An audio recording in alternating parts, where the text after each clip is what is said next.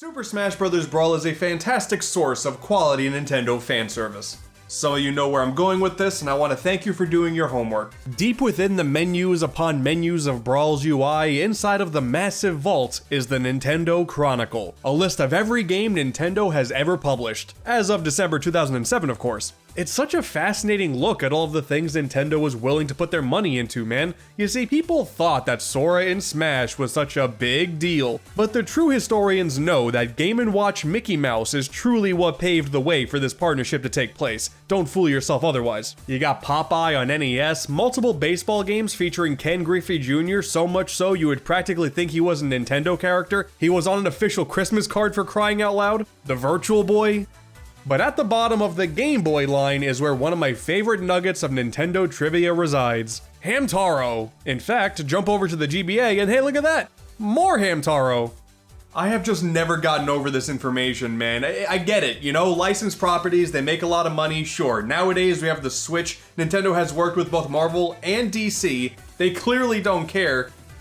But Hamtaro? Alright, so here's a bit of a history lesson for all of you uncultured viewers out there who don't know about the almighty Hamtaro. The anime is by far one of the cutest damn things you could ever bear witness to. Across multiple seasons and even some movies, Hamtaro and his ragtag group of fellow adorable and quirky hamsters would go on adventures and yeah, you know, that was really about it. That was the whole show. And it was awesome. I discovered this show around that time I was first getting into anime too, with the likes of Dragon Ball Z and whatnot, and then to see Tom from Toonami talk about how good Hamtaro was, man, I was a fan ever since. Just be sure to not get this confused with Ebichu, which is a totally different hamster anime. I'll say that much without getting demonetized. Hamtaro did exist before the anime, but in a very small capacity. There was some early animation where Hamtaro wore a shirt, and that's weird. He's much better when he's naked. And even before that, there was this educational magazine for Japanese school children where Hamtaro would like stare your soul into submission, I guess. It's clear that the anime is when things started to peak. Dude, even the theme song was so good. Good enough to have the lyrics altered by protesters in Bangkok against the government of Thailand. Oh man, I did not expect to see that on the series Wikipedia page, I can say that much. Hams unite to take down the government, I guess. So yeah, this became a pretty notable franchise. Of course, with success on their hands, video games were soon to follow. Yeah, there is a mobile game, there's also an old PC game as well, but I just can't believe that Nintendo would publish most of them. Dude, some are even made by Alpha Dream. This may come off as me scraping the bottom of the barrel of Nintendo content to talk about for you guys on the internet, but trust me, there's a whole lot more to this than you could ever possibly imagine. I have played every game in this franchise, and I'm here to tell you, we got some fun times ahead. So, without any further ado, it's Hamtaro time. Hushy hushy ticky ticky woo. Some of you may be expecting me to start with the Game Boy Color classic Hams Unite, but actually that's not the first game in the series. In Japan, that game has a nice big 2 attached to it, which begs the question, why was the first game, Totoko Hamtaro Tomodachi Daisuken Dechu, never get localized? Because it's a hamster simulator. That's why. Obviously, there's a big language barrier to work around here, though I can tell the game asks me for my blood type along with all my other information, so you know, I always thought that little nugget was missing from the Pokemon games. I tried so hard to figure out if there was actually a game here, but I don't know, man. I couldn't find it. I'm really not sure why this is the case, but it turns out Hamster Simulator is actually a full-on genre, mostly in Japan. You got the Hamster Paradise series, there's Kisuke Hamster, Hamster Monogatari is another series, with one of them even showing up on the N64. I guess in Japan, Hamtaro with this genre made total sense. It does in retrospect, but like, why are there so many hamster games? It's no surprise this one didn't get localized. We already got our deformed pets games. We were totally fine at the time. But now we move on to the good stuff. Hams Unite. Developed by Pax Sofnica, a company that I'm pretty sure no one's heard of, but trust me on this, they also worked on Mole Mania. This is a good group of developers right here. I'm really glad Nintendo had a go-to developer for their furry rodent-themed video games. Worked out great for them. It's kind of strange that this one is considered a sequel in Japan. I mean, Hamtaro's in it, sure, but this is a totally different beast. I mean, look at him. What a beast he is. Looks like we have a conundrum on our hands. Hamtaro doesn't know ham chat. Unbelievable. On top of that, all of your friends have gone missing too. Well, since Boss can't be bothered to go and hunt for anyone himself, leave it to our hero to fill out the dictionary and repopulate the hamster hideout himself. From there, you kinda just wander around a bunch. You pick up food, talk to locals, gather items for those who need them, occasionally dabble in blackmail, and fill up your ham chat book. And really, that's the best part of the game. Each word is associated with this adorable little gesture, and like, oh my god, this game is so cute. That is the main takeaway to get out of this. It's just, oh man, oh look at him do the thing. Oh, that's adorable. We kind of work with an old school point and click mentality with this actually. Whenever you come in contact with anything, just try every option available to you and hope it's the right one. Eventually you'll get it right. Sometimes it leads to progression, sometimes it's just another cute animation, sometimes you almost die. It's a lot of fun. Ooh, a cave, what's in here? Shush, we'll get caught.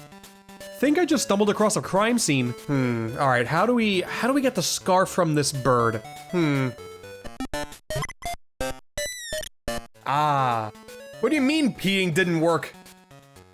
Damn it.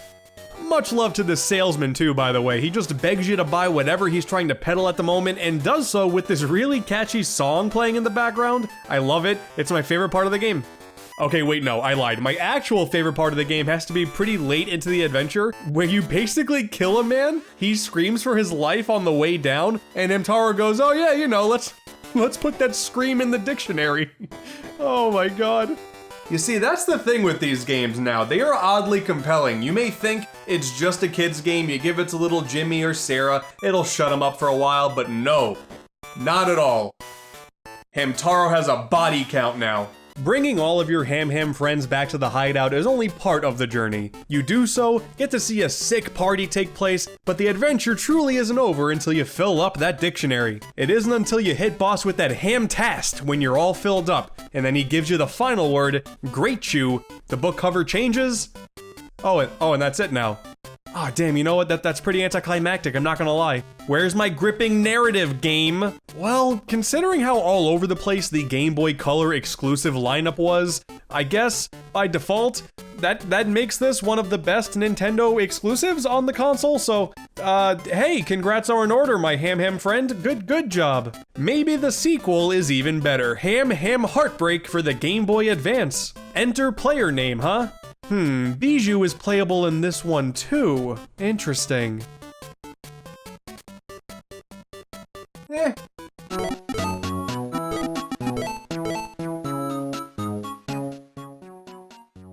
I am original and funny. Clearly I didn't watch enough of the anime because, my god, Hamtaro has a villain? This is Spat, a character that apparently only showed up in 3 episodes of the show and was strong enough of a character to become the focal point of a video game. Good for him. Ooh, and what a villain he is. Essentially, he just randomly goes about his day, finding happy people, and doing whatever he can to ruin love for them. Basically a standard Twitter user, the more I think about it. Well, naturally, we can't have that. Come on, Sonic. Come on, Sonic. You have to save the day. Oh no, we got the dictionary wet. Losing all of the information inside in the process? Somehow? Well, I guess we've forgotten all the words now and have to go get them all over again. It's like a Metroid game all of a sudden when Samus would lose all of her powers randomly. The game certainly looks a whole lot better now that it's on better hardware, but essentially, it is basically the same idea. Pick up food, talk to the locals, gather items for those who need them, partake in high-speed action scenes and make Hamtaro scared for his life, and then fill up your ham chat book. You know, same game. It's just that rather than being solo, Bijou joins you for most of the ride, and rather than bringing your friends back to the hideout, you mend broken hearts of anybody that stands in your way. This does include your friends, but basically anybody could be hit by Spat's evil ways. You're not so much of a matchmaker as you are a match repairer, and you know, that's still a pretty respectable job. Playing both of these games back to back and needing to fill out the dictionary with all of these words that you already had before is a bit annoying, but there is a whole slew of new words with much more fleshed out animations too. This game is still cute as ham heck. Let's not kid our ham selves here. This game is mother hamming adorable.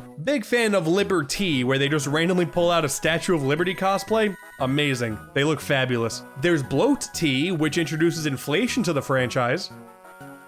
Good. And Rub.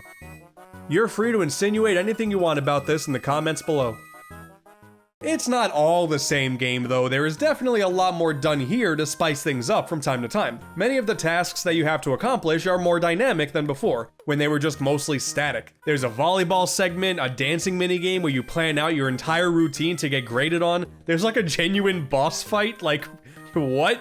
The environments are a bit all over the place as well. Ham's Unite tried to stay a lot more grounded and realistic with its locations, but here in Heartbreak, we have a theme park with the hamster roller coaster, and I mean, that alone is way out of the boundaries of what we had before. There is more of the same, but it's a lot more polished. There is no denying that. There were some moments that were pretty aimless where I needed a random word that I just happened to miss because I didn't talk to every single NPC in the previous area. That kind of sucked, but in general, it's still a good time. Spoilers, I guess, but when you get to the end of the game and need help building a catapult to get to Spat's evil lair, you need to get a special spoon to do so. Only obtainable after getting 3 special gems, something pretty easy to come across, and then...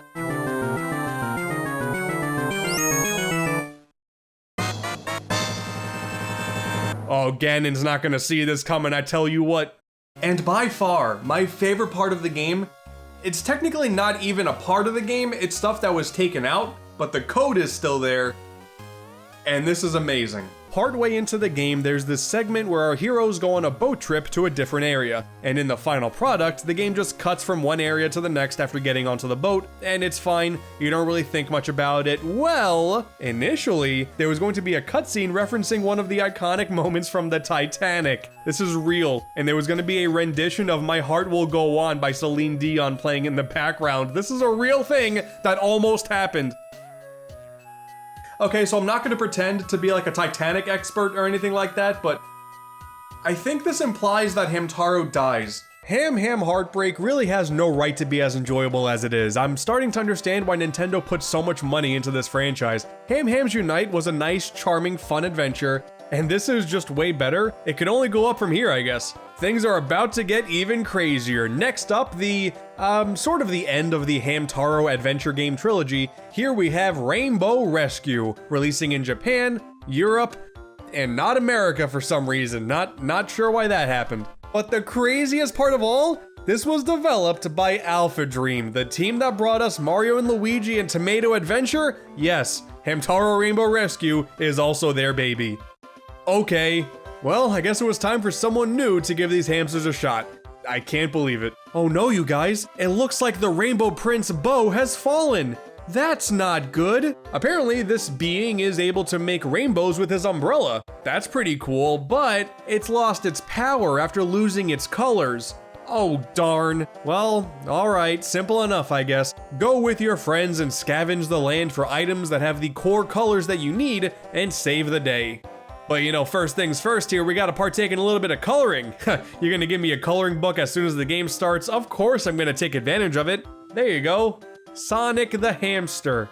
My fan character is real now. One thing that is immediately apparent with this game, the sprite work has gotten a massive upgrade. Heartbreak was just a bit of a polished version of Unite, which was fine, but wow, you get a little bit of extra budget in there and rework all the sprites, it looks so good. Especially those character portraits, man, great looking stuff all around. The shading is immaculate, or dare I say, Hamaculate, I guess. Rainbow Rescue actually released a few months before Superstar Saga did, and it is very evident in both that art direction is one of this team's strong suits. Alpha Dream really knew how to get those pixels to look really nice. On the surface, it may seem like this is more of the same once again, except now you control a whole slew of hamsters at the same time instead of just 1 or 2, but no, actually the entire gameplay loop has been completely modified, and I think for the better. There's still plenty of locals to talk to and ham-has to throw around at your leisure, but now mini-games take center stage in almost everything you do. The world is filled with tasks to complete, simple little mini-games that get you from one place to another, secure an item that you need, stuff like that. And rather than being restricted from progression because of a word that you just simply couldn't think of, sometimes you need a specific hamster for a task that you haven't recruited yet, and then there you go. You get the one that you need, since not everybody can do everything this time around, and you move on with your day. Considering Superstar Saga's main gimmick was partnering brother with brother like at all times, it's pretty wild to think that this game works with a similar concept. I mean, it makes sense, they were both being developed around the same time, but the parallels, I didn't think I'd be comparing Mario to Hamtaro, but here we are. Also, since dialogue and the actions happen a lot quicker, and we have a much more standard form of progression now with story segments revolving around a specific color and then you move on, the pace has quickened up dramatically from what it used to be. That aura of sort of being lost and kind of just wandering around aimlessly until you talk to the right person with the right word, that's no longer here. Thank goodness. Plus, the whole minigames needing specific hamsters thing adds a whole lot of personality to these characters that mostly just relied on text in the previous games. There is a lot of genuine thought put into this. Now, ultimately, all jokes aside, this is still a kid's game, and me, the grown adult, playing a game that's way out of his target demographic may not have the best judgment call here, but these games are pretty good. I mean, there's no committing crimes, there's no narrowly avoiding death, there's no narrowly causing death, but it's still pretty good. There may be some of those weird twisted things at the end of the rainbow that I haven't seen yet, but even without that, it's still enjoyable, I guess. You see, that's one of the problems when you have a genuinely solid game to talk about. There's less interesting things to say. I mean, good for the game, I guess. Alpha Dream did the impossible here and hit the ground running with Hamtaro. That's so cool. But if you're looking for more of that blackmail and aura of death stuff that the previous adventures gave you, that's not gonna be here. Hopefully your thoughts on the game don't hinge on that fact. But now, for all intents and purposes, this is the end of the sort of, I don't know, like it's a Hamtaro trilogy, I guess. We have 3 games of a similar gameplay style where each game has very noticeable upgrades as we move forward, while each staying very enjoyable in their own right. These are pretty good, I gotta say. These are actually really fun. Alpha Dream would go on to make a few other games for the franchise, but none of them really hit the high marks of before. Next on the docket, we have Hamtaro, the Ham Games. As you can probably figure just based on the artwork, we got a sports-themed minigame collection here. Interestingly enough, this game was released in between Rainbow Rescue's Japanese release and its European release nearly a year and a half later.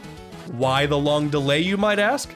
Well, that's because of Nintendo. Didn't really matter to Japan, I guess, but Nintendo of Europe specifically wanted Ham Games' release to coincide with the 2004 Summer Olympics in Athens, Greece, because of course. Oh man, the world is funny sometimes. We got racing, tennis, diving, hammer throw. This is indeed an Olympics-based video game, alright. I have played far too much Mario and Sonic in my life to know exactly what to get out of this. All of the sprite work continues to be great, and for what it is, it plays fine, but I think I'm mostly just upset that the era of Hamtaro adventure games is dead now. This is a fine enough minigame collection, but I didn't want this. I was able to change the main hamster greeting though from ham ha to "Suh, dude." So I mean, that's something.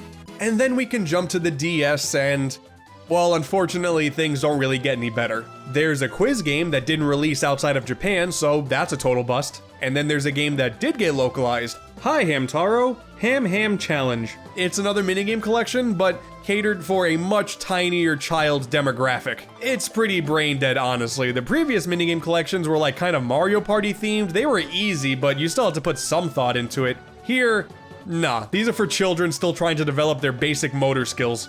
Sadly, before we knew it, Hamtaro had entered licensed game purgatory before fading out into relative obscurity. Alpha Dream should not have messed with the good thing, man. Maybe they wouldn't be bankrupt right now if that was the case. Okay, maybe that one was mean. It's crazy, man. I knew for years that Nintendo published these games, and it was always this neat little nugget of trivia that I had in the back of my head, but when you really look at everything this series had to offer, this was one hell of a rabbit hole. Or hamster hole, I guess.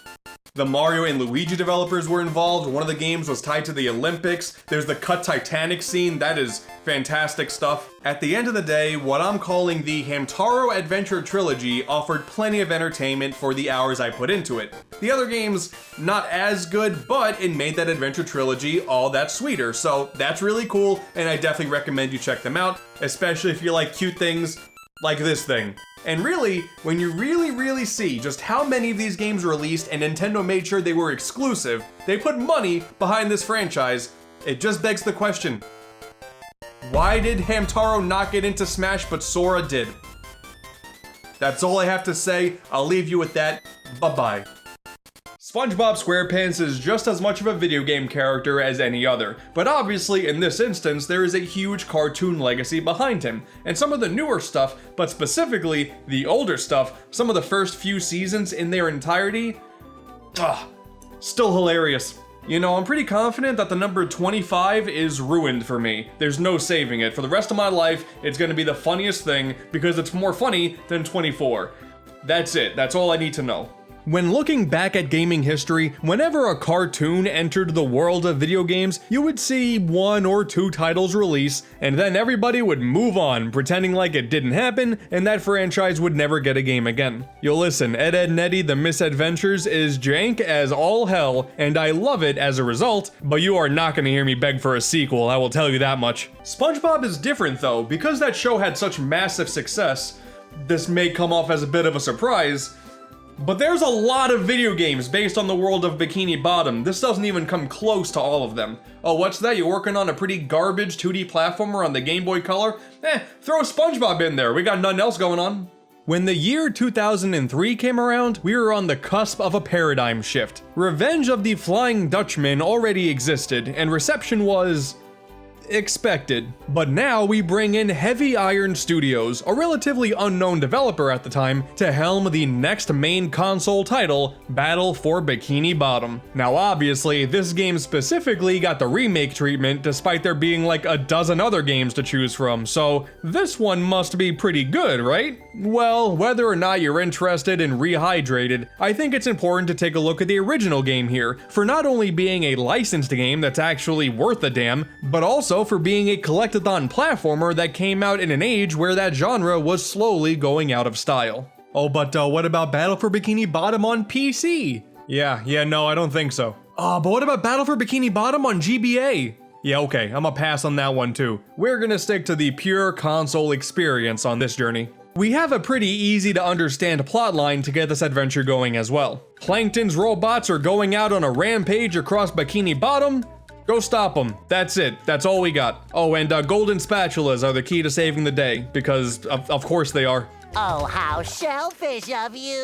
Oh, I take it back. This game sucks. And this premise is a good thing. Rather than being based on a specific episode or something, it's a story that sounds like it could be an episode, and it's really just an excuse to see as many different locations as possible, while also sprinkling in some references here or there. Like SpongeBob looking horrifying when running through Sandy's waterless home.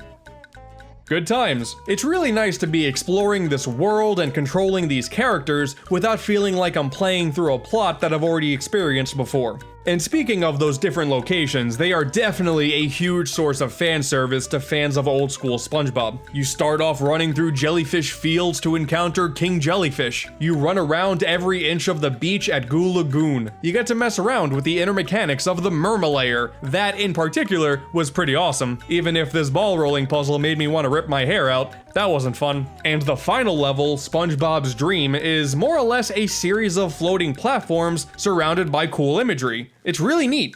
And now back to your regular programming, Retirement Home Girls Gone Wild. As much as I would love to see that, truly I would. I'm scheduled to be in a coma in 5 minutes and I wouldn't want to miss that.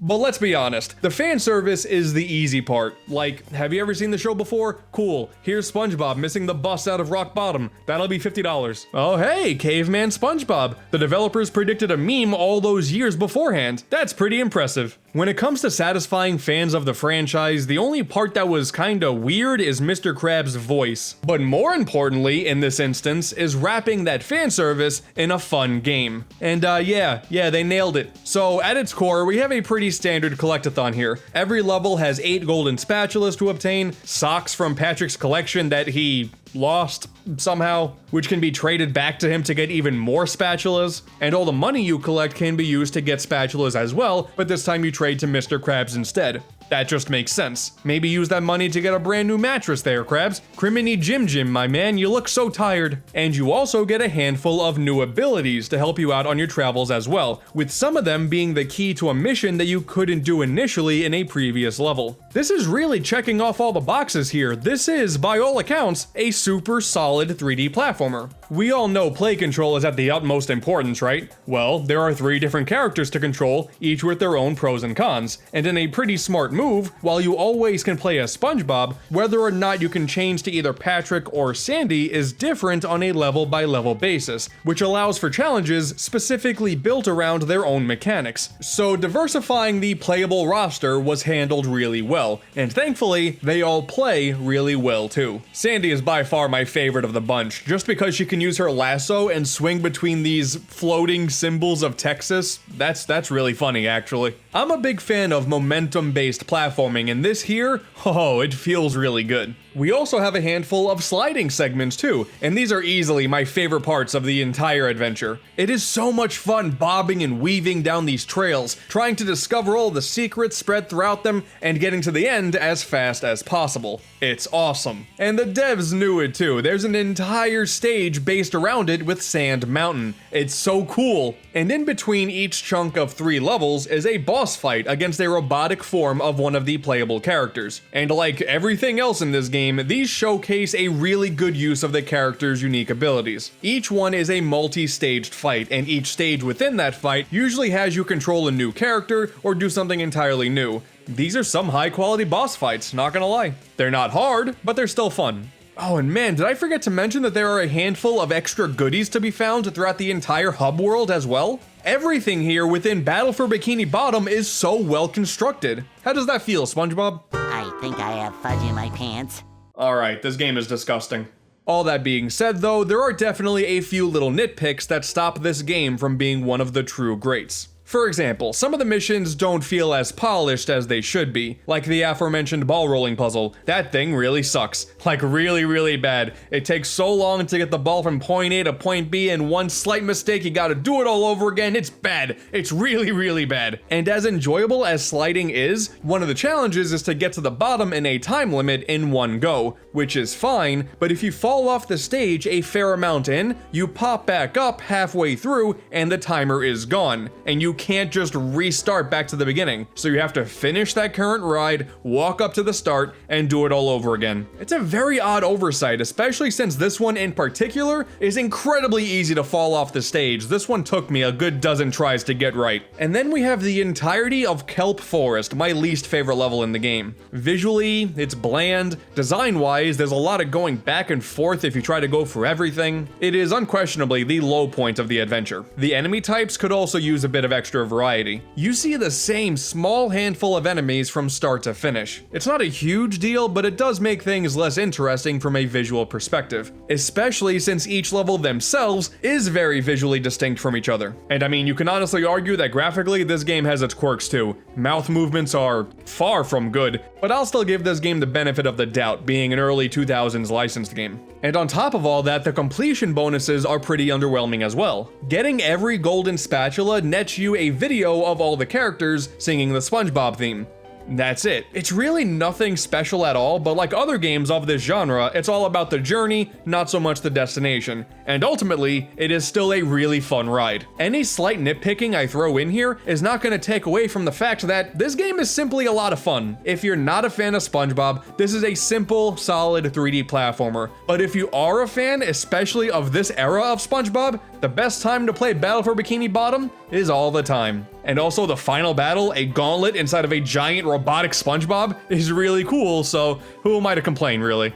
Oh, but taking a look back at the concept art, what's this here, a robotic Squidward? That doesn't appear in the game at all. It's another example of something neat getting cut before the game ships.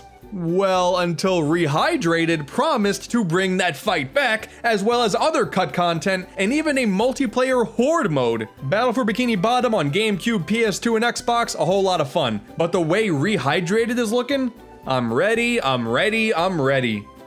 So yeah, if you thought a random SpongeBob game getting the remake treatment seemed sort of weird and unnecessary, hopefully this showed you that isn't the case. Battle for Bikini Bottom is definitely deserving of a modern adaptation. But that being said, the original still holds up. If you're a fan of GameCube and PS2 era platformers, check this game out.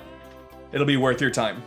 Now, you may not know this little nugget about me, as I don't really cover much non-video game stuff on this channel, but I love Pixar. I know, quite the hot take. I can't help myself. From the beautiful early years of A Bug's Life and Monsters, Inc. up to the modern stuff with Turning Red, Lightyear, many more, this is a studio with so many classics under its belt. And the Good Dinosaur is also there. But yes, of course, it's Toy Story that remains Pixar's most robust franchise. You got 4 main movies, a 5th one technically with Lightyear, probably more films in the future. This weird TV cartoon featuring Buzz Lightyear back in the day, that was a weird one. A whole bunch of other TV specials and shorts. I mean, Toy Story, more like Milk Story, am I right? Opinions do tend to vary on all of the movies. You know, I'm not so huge on the 4th one, and Lightyear I kind of thought was just above average, but undoubtedly these are still all quality stories with great casts of characters and a very interesting world with moments that will stick with you until the end of time. Sometimes I rewatch the ending to Toy Story 3 just to feel something, and I will never be ashamed to admit that. But this isn't a movie channel, it's a video game channel, and with a franchise as successful as Toy Story, of course, the video games weren't too hard to find. Toy Story 1, 2, and 3, alongside those movie releases, the world was also treated to video game adaptations. It's kind of interesting using these games as a bit of a historical example. It is a really played out talking point honestly, but it did used to be that if any form of media was even somewhat popular, then yes, of course it was going to get a video game, and you're stupid for thinking otherwise.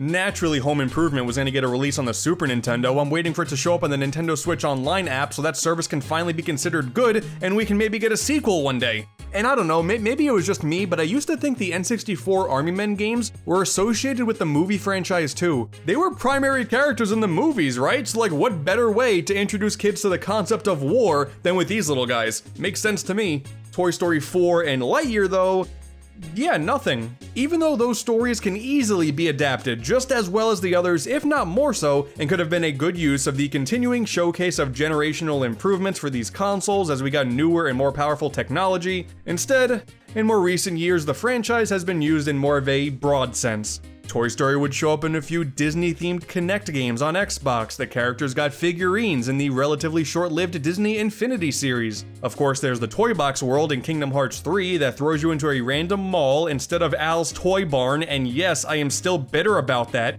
but at least we have Woody standing off against Xehanort. That's the best part of the entire series. Well, let's be real here. There is no better crossover game than Disney's Extreme Skate Adventure. Oh yeah. We got the worlds of Tarzan, Lion King, and of course Toy Story, where you get to play as some of the iconic characters from those movies and skate across some familiar locales. Or you could also like play as these random little kids collecting McDonald's fries and getting sold on Nokia phones. Dear God, why?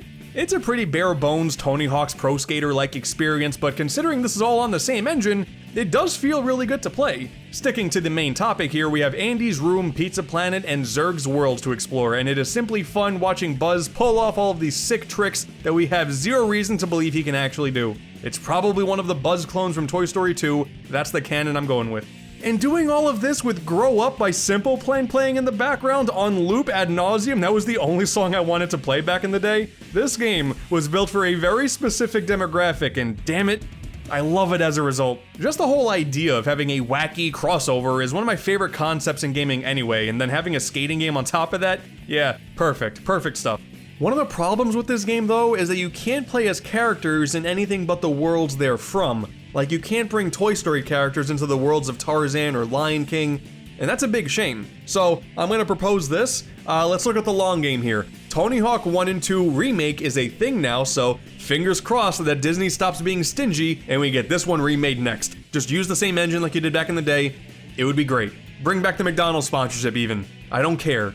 And now, yes, of course, this can all be circled back to 1995 and the original Toy Story for Super Nintendo and Genesis. This game just oozes that 90s vibe, man. That chunky speech audio on the title screen. Bouncing 3D sprites just to impress you. And the incredible attention to detail to capture the style of the movie. When you're going up against the likes of Donkey Kong Country and Mortal Kombat, hey, a little bit of realism in these pixels, it'll go a long way. I mean, aside from the poor edging on Woody. The first thing you notice is the poor edging on Woody. I really hope this one doesn't get me demonetized. Nothing but respect for gaming in the Clinton years. For many retro enthusiasts out there, this game is considered a classic. Quite frankly, it seems like all it takes is being a licensed game with a modicum of competency to get there, but hey, all things considered, the game's not that bad. Not great, but not bad. As a massive platformer guy, I always thought the concept of retelling a movie's plot points with platformer stages was super compelling. I am that easy to please. Gathering all the toys before Andy spots us, trying to outshine the new toy, Buzz Lightyear, navigating through Pizza Planet without being seen, getting chased by Sid's dog near the end, trying to fly back into Andy's mom's car as the final mission. It is really cool stuff. They did take some creative liberties, because really early on there's like this really massive Buzz Lightyear nightmare boss fight. That thing terrified the hell out of me when I was a kid. He's just massive in size and menacing. He can teleport around you at will, and I had to learn the hard way in this fight that you do not want to be in the way when his laser goes off. You don't want to be in the way when my laser goes off. This audio is emblazoned into my psyche. We also have a good amount of genre blending here too. There's some top-down racing segments, the aforementioned stealth section, the nightmare fuel as well. Can't forget about that one. Never will. There's some auto-scrolling segments too, not really much of a surprise. This was very prevalent during this era. There's a first-person alien rescue mission? Oh god, this is so surreal. And you know what? Overall, it's still pretty good. Hard as nails though, scratch that, when you lose all of your lives. Back to the title screen, start from the beginning, idiot! Yeah, this whole quote-unquote old-school difficulty that used to be such a big deal back in the day is pretty dumb if I'm being honest. Nowadays, in the world of regular save states and rewind features, just load up an infinite life cheat in the emulator you're using and you will save yourself a lot of trouble. I cannot recommend this game otherwise. Not like it really saves the game from total frustration anyway. The swinging mechanics are annoying, admirable that they tried, but very annoying. The hitboxes are all over the place. Trying to get this stupid tire to land on Buzz's head during this boss fight, I swear to Miss Bo Peep, this is the worst. I know why Woody dances like he does at the end of levels now. He's just happy to be making it out alive. Definitely an iconic 16-bit game, all things considered. But you're all here to watch me talk about Toy Story 2, I'm not stupid. Listen, unless you've been living under a rock your entire life, there is a good chance by now that you have heard many singing the praises of Toy Story 2, Buzz Lightyear to the rescue for the Nintendo 64, PS1 computers, eventually the Dreamcast. I'm here to tell you that yes, this game is great.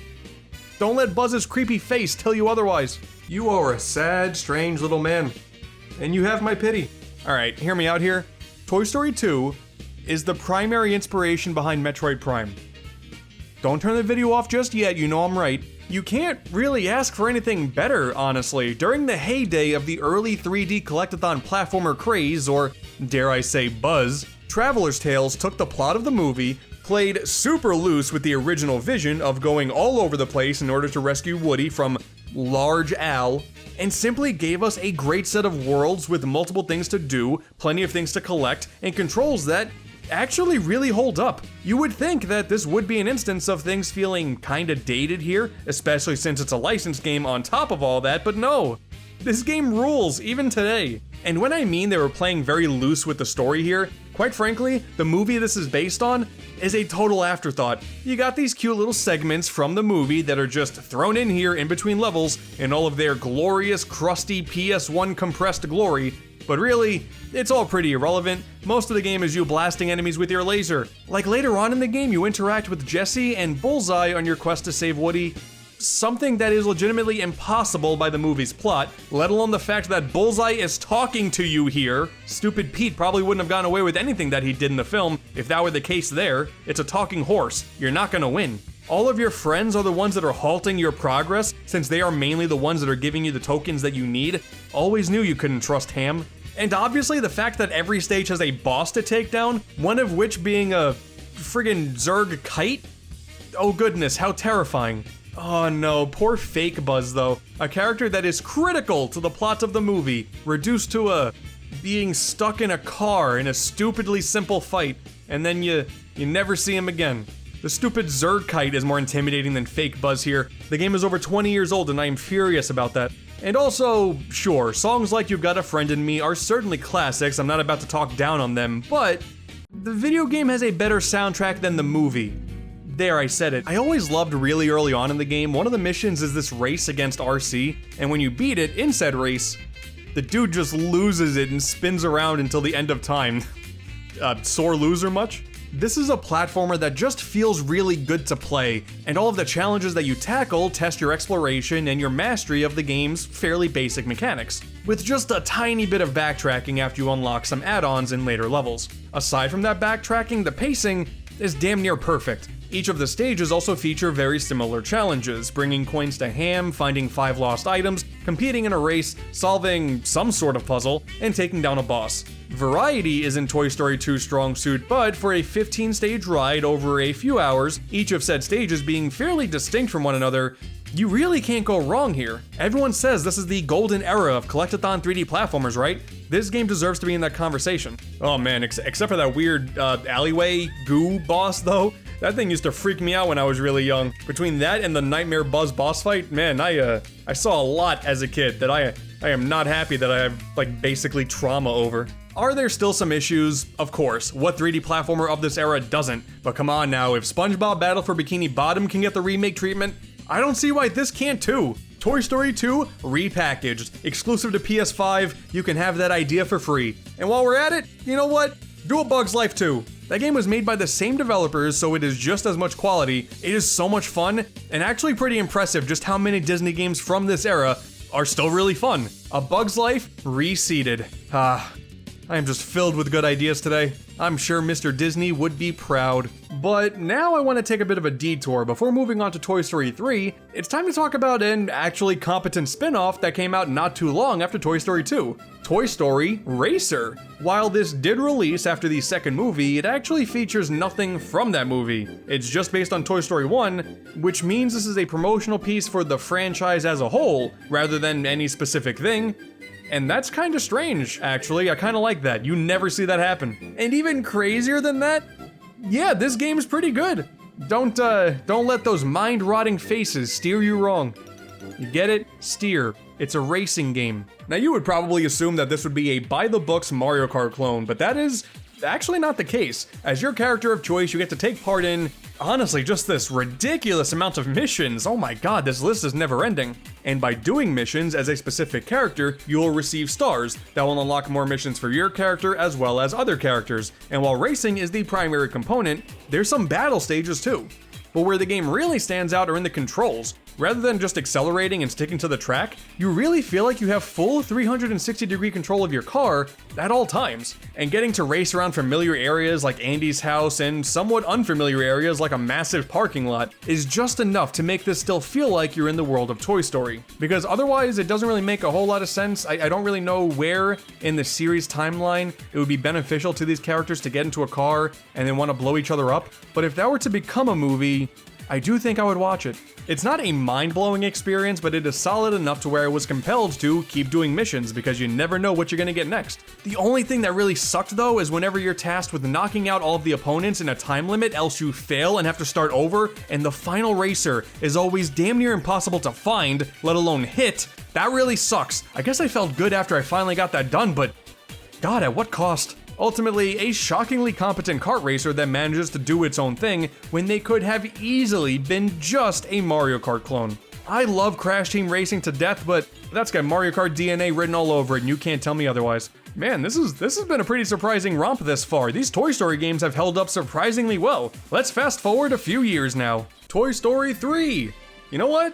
This game is good too. Oh my god, Toy Story is a quality video game trilogy and kart racer combo? Oh man, move over, Crash Bandicoot. Now don't get me wrong here, it's no Toy Story 2 90s platforming bliss, but in essence, this is kinda going for the same thing.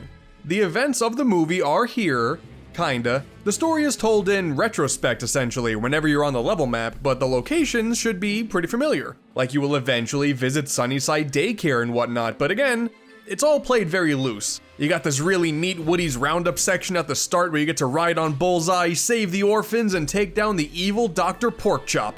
Later on, you venture through the evil factory where all the toys almost died. Who can forget such an iconic trauma-inducing moment from a children's movie? There's this one bit where you play as Buzz on his quest to take down Zurg, and it is basically like playing that one part from the Toy Story 2 movie. Like all of the set pieces are there, the music is incredibly similar. This is that segment from the movie, but I'm playing it so many years later. Oh my god, this is the coolest thing. But when I got to this one bit where I'm like grinding with style through asteroids in space like it's the end of Sonic Adventure 2, I knew the actual plot of this game really didn't matter. It's nowhere near as polished as the previous game, but mechanically speaking, this is yet another decent platformer in the world of Toy Story. And that's pretty rad. It is shorter than Toy Story 2, it is more linear than Toy Story 2, there is a noticeable lack of Zurg Kite, but it's still pretty fun. However, the big appeal with this game wasn't really the campaign, it was the toy box mode. Here you get dropped into, well, a toy box, and you get to explore and do quests. That's it. You can go and talk to a guy, you can go collect some stuff, you can go and ride like the wind on Bullseye and a whole bunch of races. It is just a series of mindless side quests, really. But there's something so nice about having this world where you can just kind of turn your brain off and have a little bit of fun at your own pace in the world of Toy Story. And there is a ton to do here too. The campaign is only a couple hours long, but this toy box is like triple the length, and you're making progress non-stop. It is really addicting, honestly. There's always some crooks that you can throw in jail, a bunch of cosmetics to unlock for your residents and buildings, there's these photos that you can take for a special photo quest. Sure, it's all bare bones stuff, but I mean, come on, you can shoot robots with a laser gun as Jessie. Look at the fear of God she's giving off with those eyes, you would be scared too. And this is all done to keep the town safe under the rule of Mayor Ham. One of my favorite parts about this whole story narrative that takes place here is there's this one point where like his political career is in danger due to a toxic debate with the crook, when clearly Ham, I mean obviously, is the one who should remain in power. Sorry, I shouldn't have injected politics into this, that was rude of me. Now, true gamers out there would know that this would be the basis behind the eventual toy box mode in Disney Infinity, where it is basically the same idea across a whole lot more worlds with a whole lot more characters. At least I would assume that's the case. I'm not about to buy hundreds of dollars of plastic figures in order to figure that out. I own enough as it is. Just based on the fact that this toy box mode is included with the game and that level of content you can experience without any of that Toys to Life shenanigans, this is therefore the better game. Sorry, them's the rules. Plus, fun fact I guess, I also own this game 3 times now. Clearly I'm the biggest Toy Story 3 video game fan you could find. I got the game on Steam, it is readily available there, and the lighting is off, the character models feel like they're just the Wii version, upscaled. This one is very, very strange, as opposed to the Xbox 360 version. Well here, thank God for Daddy Phil Spencer. It is backwards compatible on a Series X. I can just load it up, it looks great, I can get achievements, and look at the models. It's clearly better than the PC version, I have no idea what that's about. And then physically, there's the PlayStation 3 version, and this one is special because this is the only way you get to play as Zurg. Actually, nowadays, with Toy Story 2 available on PlayStation 5 and Toy Story 3 available on Series X, oh man, for $500, I simply can't decide which console to get. But hey, nowadays, thanks to modern technological advancements, we also have an official means to play Toy Story 3 on the go. Finally, something to put the Steam Deck through its paces, I guess. But if you were thinking to yourself, well hey, that simply wasn't enough versions of Toy Story 3, well, you're in luck. Toy Story 3 was also released for the DS and the PSP, each made by different studios, with the PSP version also showing up on PS2. I'm surprised they also didn't try to release this on the GameCube, Xbox, and Dreamcast as well. Why not? You could have covered all the bases, make a Game & Watch game while you're at it.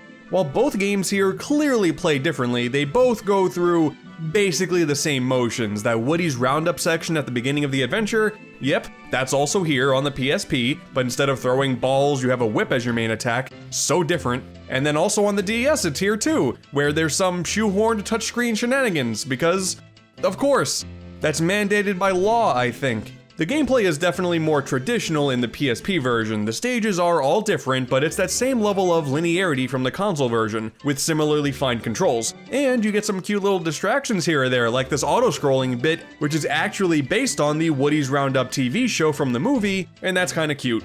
There's also some stealth sections in here too, like what? Okay, we're going for the Metal Gear Peace Walker market, I guess?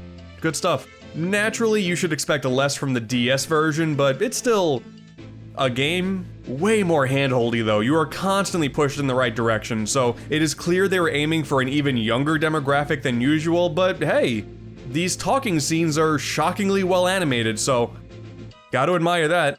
The same level of quality cannot be said for the static image cutscenes though. Dear Godchild, swallow your food before opening your mouth, that's disgusting. Also, there's a tower defense segment? Excuse me? It goes on for pretty long, but sure enough, you gotta protect the village from these evil forces that have to walk in one specific line. This feels so out of place, but thank goodness we finally get to put Ham out of his misery. One other weird thing about this game, when I booted it for the first time, there was something about like making an avatar from my Disney Gamer account. That was a thing? Yeah, okay, yep, that's me, alright. Sadly, with the death of the Nintendo Wi-Fi connection, I will never get to truly know what this Disney Gamer stuff was all about. And that's a true shame because I can tell this kid's going places. I'm sure plenty of you people out there have nostalgia for these two versions, but they're more oddballs than anything else. There are portable versions of Toy Story 1 and 2, and we'll get to those. So, yeah, surprisingly enough, the main video game trilogy surprisingly still holds up, for the most part. And also, I'm not really lying about that one part. A Toy Story 2 remake would be incredible and be one of the most exciting gaming announcements of the year. Just slip it into a Nintendo Direct or a Sony State of Play, and I guarantee it'll do numbers. Disney, why aren't you answering my calls? No video game for Toy Story 4, no video game for Lightyear. In the series timeline, Toy Story 3 is the latest game in the series. There was a port of Mania that did release after, but I'll get to that, it doesn't count. So, it is time to start jumping around a little bit. I know a lot of you wanted me to jump into the jank department a whole lot earlier, but here we are. We got a whole lot of oddities in this franchise, as you would come to expect, and it's going to be a wild ride. So, golly bob howdy, here we go. Naturally, this is a popular franchise, so mobile games slip through the cracks too. If I'm trying to cover everything here, I guess I can't pretend that these don't exist. Toy Story Drop, a color matching game if you're in the market for your 726th game of that genre on your phone of choice, there's that. Toy Story Smash Up, a Boomblocks clone. Huh. Okay. I mean, if we're never gonna get a third Boomblocks game, I'll take whatever I can get.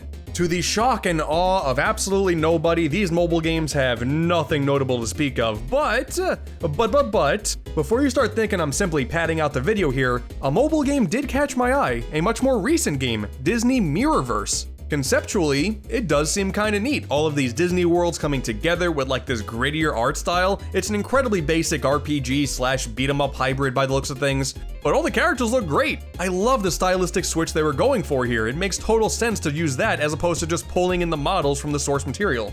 But I'll be real, I'm not gonna lie to you, I have no desire to actually play this. But have you seen the Mirrorverse version of Woody? Oh baby. But okay, fine. Back to real video games. Toy Story Mania. It's a gallery shooter. Yep. I swear in this current day and age, Sonic has ruined the word mania for me. In my eyes, when I hear Toy Story Mania, I want a sick 2D platformer that looks like a modernized Toy Story 1 through the events of every single movie, but no. Instead, they took the attraction that you can find in Disney theme parks, slapped some interactive menus on top of it, and put it for sale.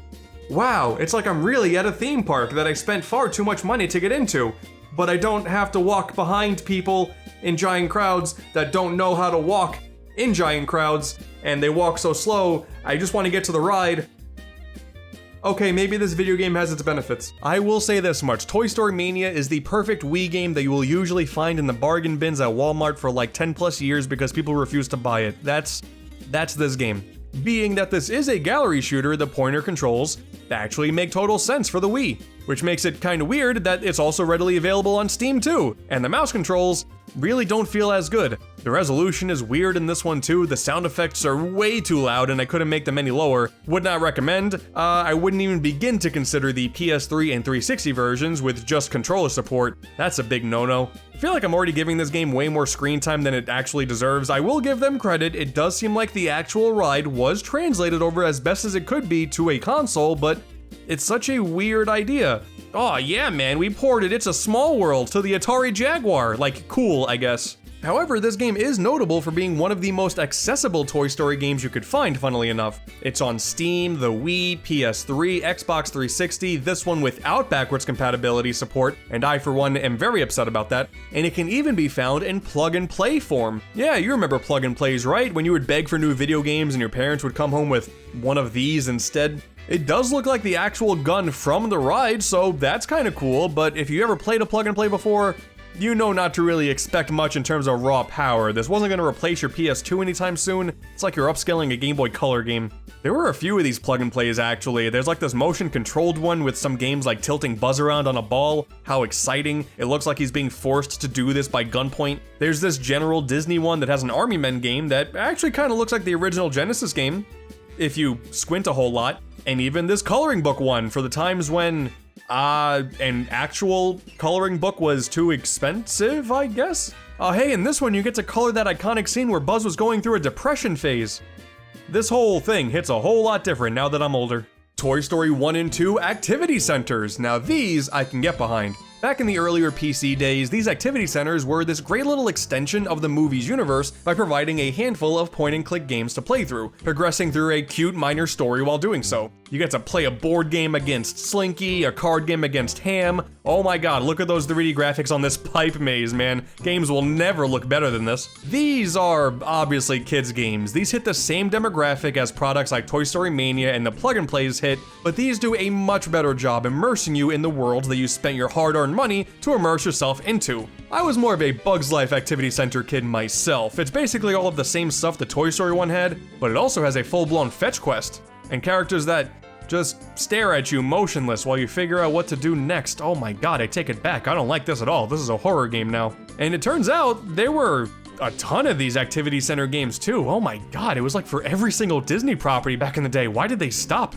I can tell that they did start to have a much smaller budget when it came to Toy Story 2 though. The first one actually kind of looks like the movie, but the second one, oh no. Everything here looks like it's a Windows 98 screensaver. It's making me uncomfortable. Also, that ain't Woody, and you're not gonna tell me otherwise. This is a side story where the real Woody died and we got a body double instead. I can see through this chunk of plastic's lies any day. This is all typical licensed game mumbo jumbo. Wow, a movie franchise that's based off a bunch of cartoons that were aimed for small children, have a bunch of video games that are targeted for small children.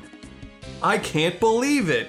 The thing that I ultimately find very interesting though is just how thin some of these companies can stretch these popular franchises with the video games. Like, okay, do you remember the Buzz Lightyear and Star Command cartoon? Well, if you didn't, now you do. Sorry I brought up that really well-kept memory. I mean, when you really think about it, Buzz Lightyear the toy was based off of the stories of a spaceman, correct? Well, why not show those stories? That's what the new movie did. Let's have a cartoon too. We got 62 episodes and it lasted like less than 4 months. Oh my god. This cartoon goes over many of the adventures that Buzz and his ragtag group of Space Ranger partners with names such as, I can't really remember at this point, and randomness ensues while sometimes taking down Zurg along the way. It's a 2000s cartoon, alright. And you know what? Man, I don't want to ruin anyone's nostalgia for the show. I know how much that feeling sucks, but I will say this is definitely one of the cartoons from that time. You got familiar characters getting thrown into wacky scenarios. That's it. That's like the whole show. Not surprised it lasted four months. Oh my god. At the very least, the mere concept of expanding the universe of Toy Story is really cool. Apparently, there's actually some direct connections between it and the recent Lightyear movie, with the movie's director saying that it is now placed into the Toy Story timeline as the movie that the Star Command cartoon was a spin-off of. And obviously, we're gonna talk about it, said cartoon got a video game release as well. So, we have a video game based on an animated TV show based on a character from a movie, but said show is now framed as an in-universe animated spin-off of an in-universe film that originated the character from the original film. What? So, oh god, this even looks pretty bad. Alright, I gotta get past this. Essentially, you are constantly on the hunt for evildoers, and to succeed in your missions, you simply have to follow them on these incredibly linear paths, collecting some items if you feel up to it, I guess, and then mashing the fire button when you do get to them. Oh god, I found a jet board. Oh, okay, I'm going on this now. Okay, I don't like this. I don't like this at all. This sucks. This sucks a whole lot. Get me off this crazy thing. Oh, but my simple curiosity got the best of me. What if I catch up to the bad guy before getting to the finish line? Nothing.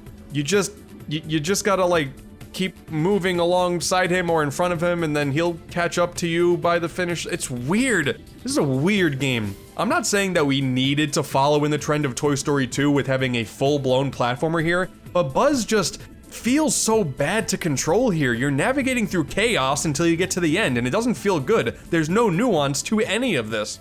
It would be one thing if they decided to go for more of a Crash Bandicoot approach of linear platforming, but this is just you constantly pushing through obstacles in a straight line and then mashing the fire button at the end, and then you get rewarded with clips from the show, and like, I forgot there's a scene with Buzz Lightyear in a turtleneck, but he's very clearly still wearing the spacesuit under it. I don't like this. I feel uncomfortable. Take me off this ride. Man, I don't know. Maybe the Game Boy Color version is better. What do you think? Oh, buddy, you alright? Oh, no.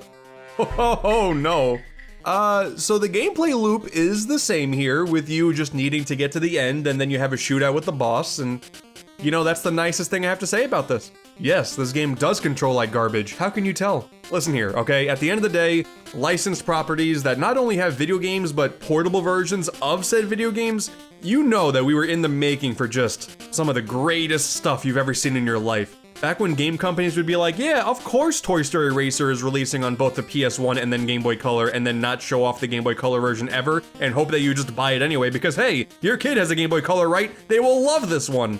So yes, aside from Star Command, the Game Boy lineup included 3 other games: Toy Story Racer, Toy Story 1, and Toy Story 2, and hoo baby, we got some true gems here. A kart racer on the Game Boy Color. This should be a sight to behold. Oh, wow. Okay, I will do my best to describe this. Essentially, as you accelerate, you kind of push forward through a cutscene of the track. You mostly notice it when you get a slowdown effect and the track starts to move at a slideshow pace, and it is incredibly hard to look at.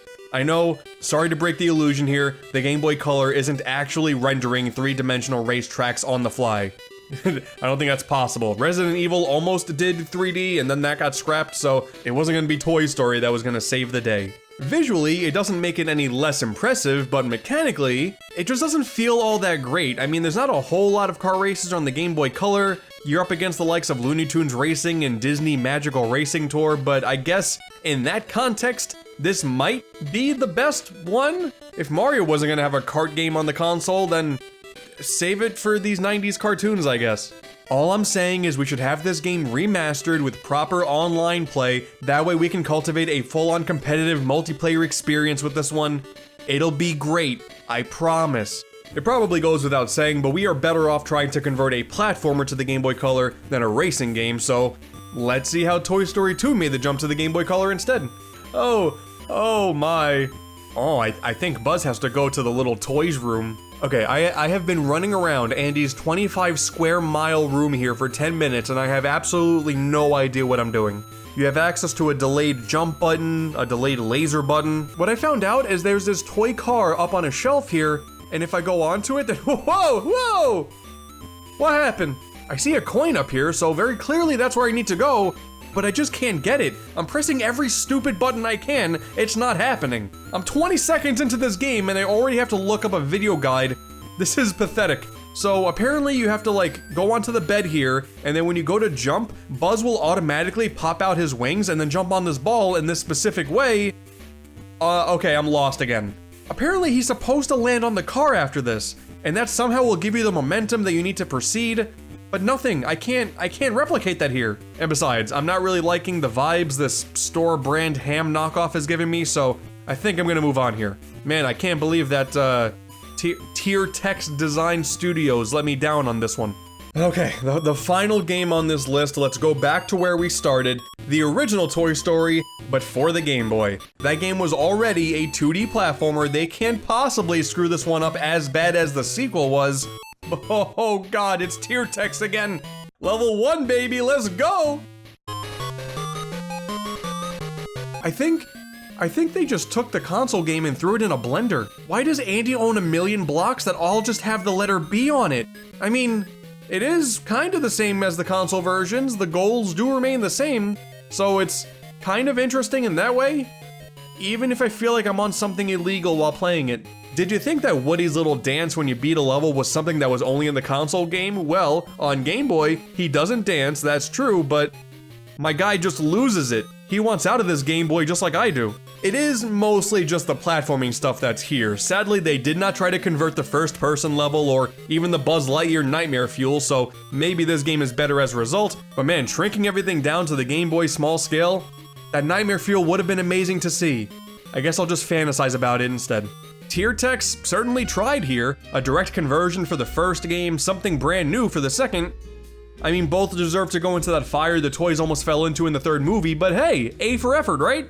You know, along this journey, we've also mentioned A Bug's Life a few times. Like, those movies were fairly synonymous at the time. If you watched Toy Story 2, you probably watched A Bug's Life. If you played Toy Story 2, you probably played A Bug's Life. If you played the activity centers, you probably played that one. You get it. And funnily enough, that movie did get a Game Boy Color game too, and look at that. Tier text is at the helm once again. They're back, baby. And this is kind of more impressive. Like, there's a bit of an FMV with the Disney logo in it at the very beginning, and that's pretty impressive for the Game Boy Color. And then you get into the game and, yeah, I'm gonna be good on that one. Totally gonna judge the book on the cover with Bug's Life on Game Boy Color. Hope nobody's upset. Well, that's that. After playing basically every single Toy Story video game I could find, at the end of the day, what are my recommendations? Well, Toy Story 2 is really good. SpongeBob SquarePants Battle for Bikini Bottom was a big success. Reviewed positively, sold well enough to get those ugly labels slapped onto the box, and over time garnered a really solid following. Full-blown remakes don't come out of nowhere after all, enough people gotta show love to the original. But with an obvious hit on their hands, Heavy Iron Studios had to be brought back to make another game starring the sponge that lives in a pineapple under the sea. And it's a movie tie-in game as well. By all accounts, this should be an absolute disaster. A video game based on a movie based on a cartoon. Do the math, it all adds up to this being a train wreck. The thing is though, whenever Battle for Bikini Bottom is in the conversation, the movie game is sure to follow soon after. It was made by the same developers, it only released about a year or so later. It shouldn't be possible, but we may actually have a hit on our hands. From what I recall, the movie was pretty good. I remember really liking it. And if you were interested in the game at the time, you were probably in one of two different camps. You either got the game after enjoying the movie, a common trend for any media tie-in video game, or you bought the game day one and spoiled the plot of the entire movie before watching it because it was released weeks beforehand. Excuse me, what? Either way, since this game is technically a sequel to Battle for Bikini Bottom, it is still interesting looking at this as a standalone game, not associated with a movie. Let's take all the good stuff we did when we made a platformer based on the world of Bikini Bottom, as well as including a bunch of references, and now try to do the same thing but with a feature-length film. Neat. Oh, and like last time, what about the SpongeBob movie game on PC? Still, no, point and clicks don't really do it for me, I'm sorry. But what about the GBA version? Listen, it's gonna take a few therapy sessions to look at a portable SpongeBob game and not get war flashbacks to Legend of the Lost Spatula. But you know what they say, when in doubt, pinky out. Maybe this one is the one for me. Alright, the SpongeBob movie game on consoles. Let's dive on in. Ooh, hold up, promotional materials? Jimmy Neutron, Fairly Odd Parents, Avatar was close to premiering, it wasn't on TV yet. Whoa! Whenever games include something like this, it's like I'm traveling back in time. 2004, back when only the second season of SpongeBob was about to release on DVD, and TAC was a thing. Oh, the memories. So the plot follows that of the movie. Surprise, surprise. The weird thing though is just how that story is being told. There are far more in-game cutscenes than last time, which is really cool. I really love how these characters and worlds look and interact with each other. It's great stuff. But on the other hand, there's also a lot of cutscenes that are these weird series of snapshots from the movie with like Windows Movie Maker transition effects. It gets the job done, I guess, but it seems really weird for some scenes to have work done to them and some to not. A few of the pictures here aren't even from the movie, they just slapped together a bunch of clip art in Photoshop and called it a day. Older movie games had straight up clips from the movie to string the game along. What is SpongeBob's excuse? Well, at least the voice of Mr. Krabs is on point this time, which is awesome considering how weird it was back in Battle for Bikini Bottom. Sad to say though, David Hasselhoff didn't receive the same fate. You see, Mr. Hoff had a pretty substantial part in the movie, but I guess because he's a big deal or something, in the game he's replaced by... Oh, that ain't Hasselhoff. To spare you from going over the entire story of the film, essentially, SpongeBob is depressed after not becoming the manager of the hot new sequel to the original, The Krusty Krab 2. As he drowns his sorrows with Patrick over a ton of ice cream, Plankton steals the crown of King Neptune, frames Mr. Krabs for it, and begins taking over the entirety of Bikini Bottom as our Sponge and Starfish hero duo go on a manly adventure to return the crown to its rightful owner. Luckily, the story is simple enough to where it converts into in-between level plot points fairly easily. A lot of the movie is just a road trip between two bros reacting to whatever pit stops they make along the way, clearly being the influence behind Final Fantasy XV. It feels like most of the movie was covered here in ways that make sense, and that's really all you can ask for. It's inherently not as appealing as exploring the entire world independent of being associated with an already existing episode or movie, but hey, we got cutscenes of a 3D SpongeBob model being drunk. I think that makes up for it. There's also a new animation of SpongeBob being scared, and it's absolutely terrifying. Okay, yeah, this is more Battle for Bikini Bottom, alright. I can already understand why these two games are usually in the same conversation now. It plays like exactly the same. The biggest difference with this game is how the levels are laid out. While Battle for Bikini Bottom was a collectathon, giving you sizable worlds to explore with 8 golden spatulas spread throughout them as rewards for different challenges, the movie game is far more linear. You book it from point A to point B, deal with a few enemy obstacles and platforming challenges along the way, you get a goofy goober token or two by the end, and you move on. While it may seem like a bit of a downgrade going from a sandbox to not that, I'm actually totally cool with this. It's a change of pace. By doing this, it already allows the movie game to stand out a bit more from the last game's shadow. I like it. I'm ready. Depression. This game really speaks to me. Yeah, the platforming is quite alright. Nothing mind-blowing, but jumping around is fun, attacking enemies is enjoyable. You do lack some of the abilities you have at the end of Battle for Bikini Bottom at the start of this one, but you unlock slight variations of them over time, and there's even an upgrade system on top of that. By collecting enough barbells to level up your manly meter, you can pick and choose where upgrade points go, and these improvements actually feel like they're useful. Initially, I thought this idea was pretty forced, but it actually turned out to be a worthwhile addition.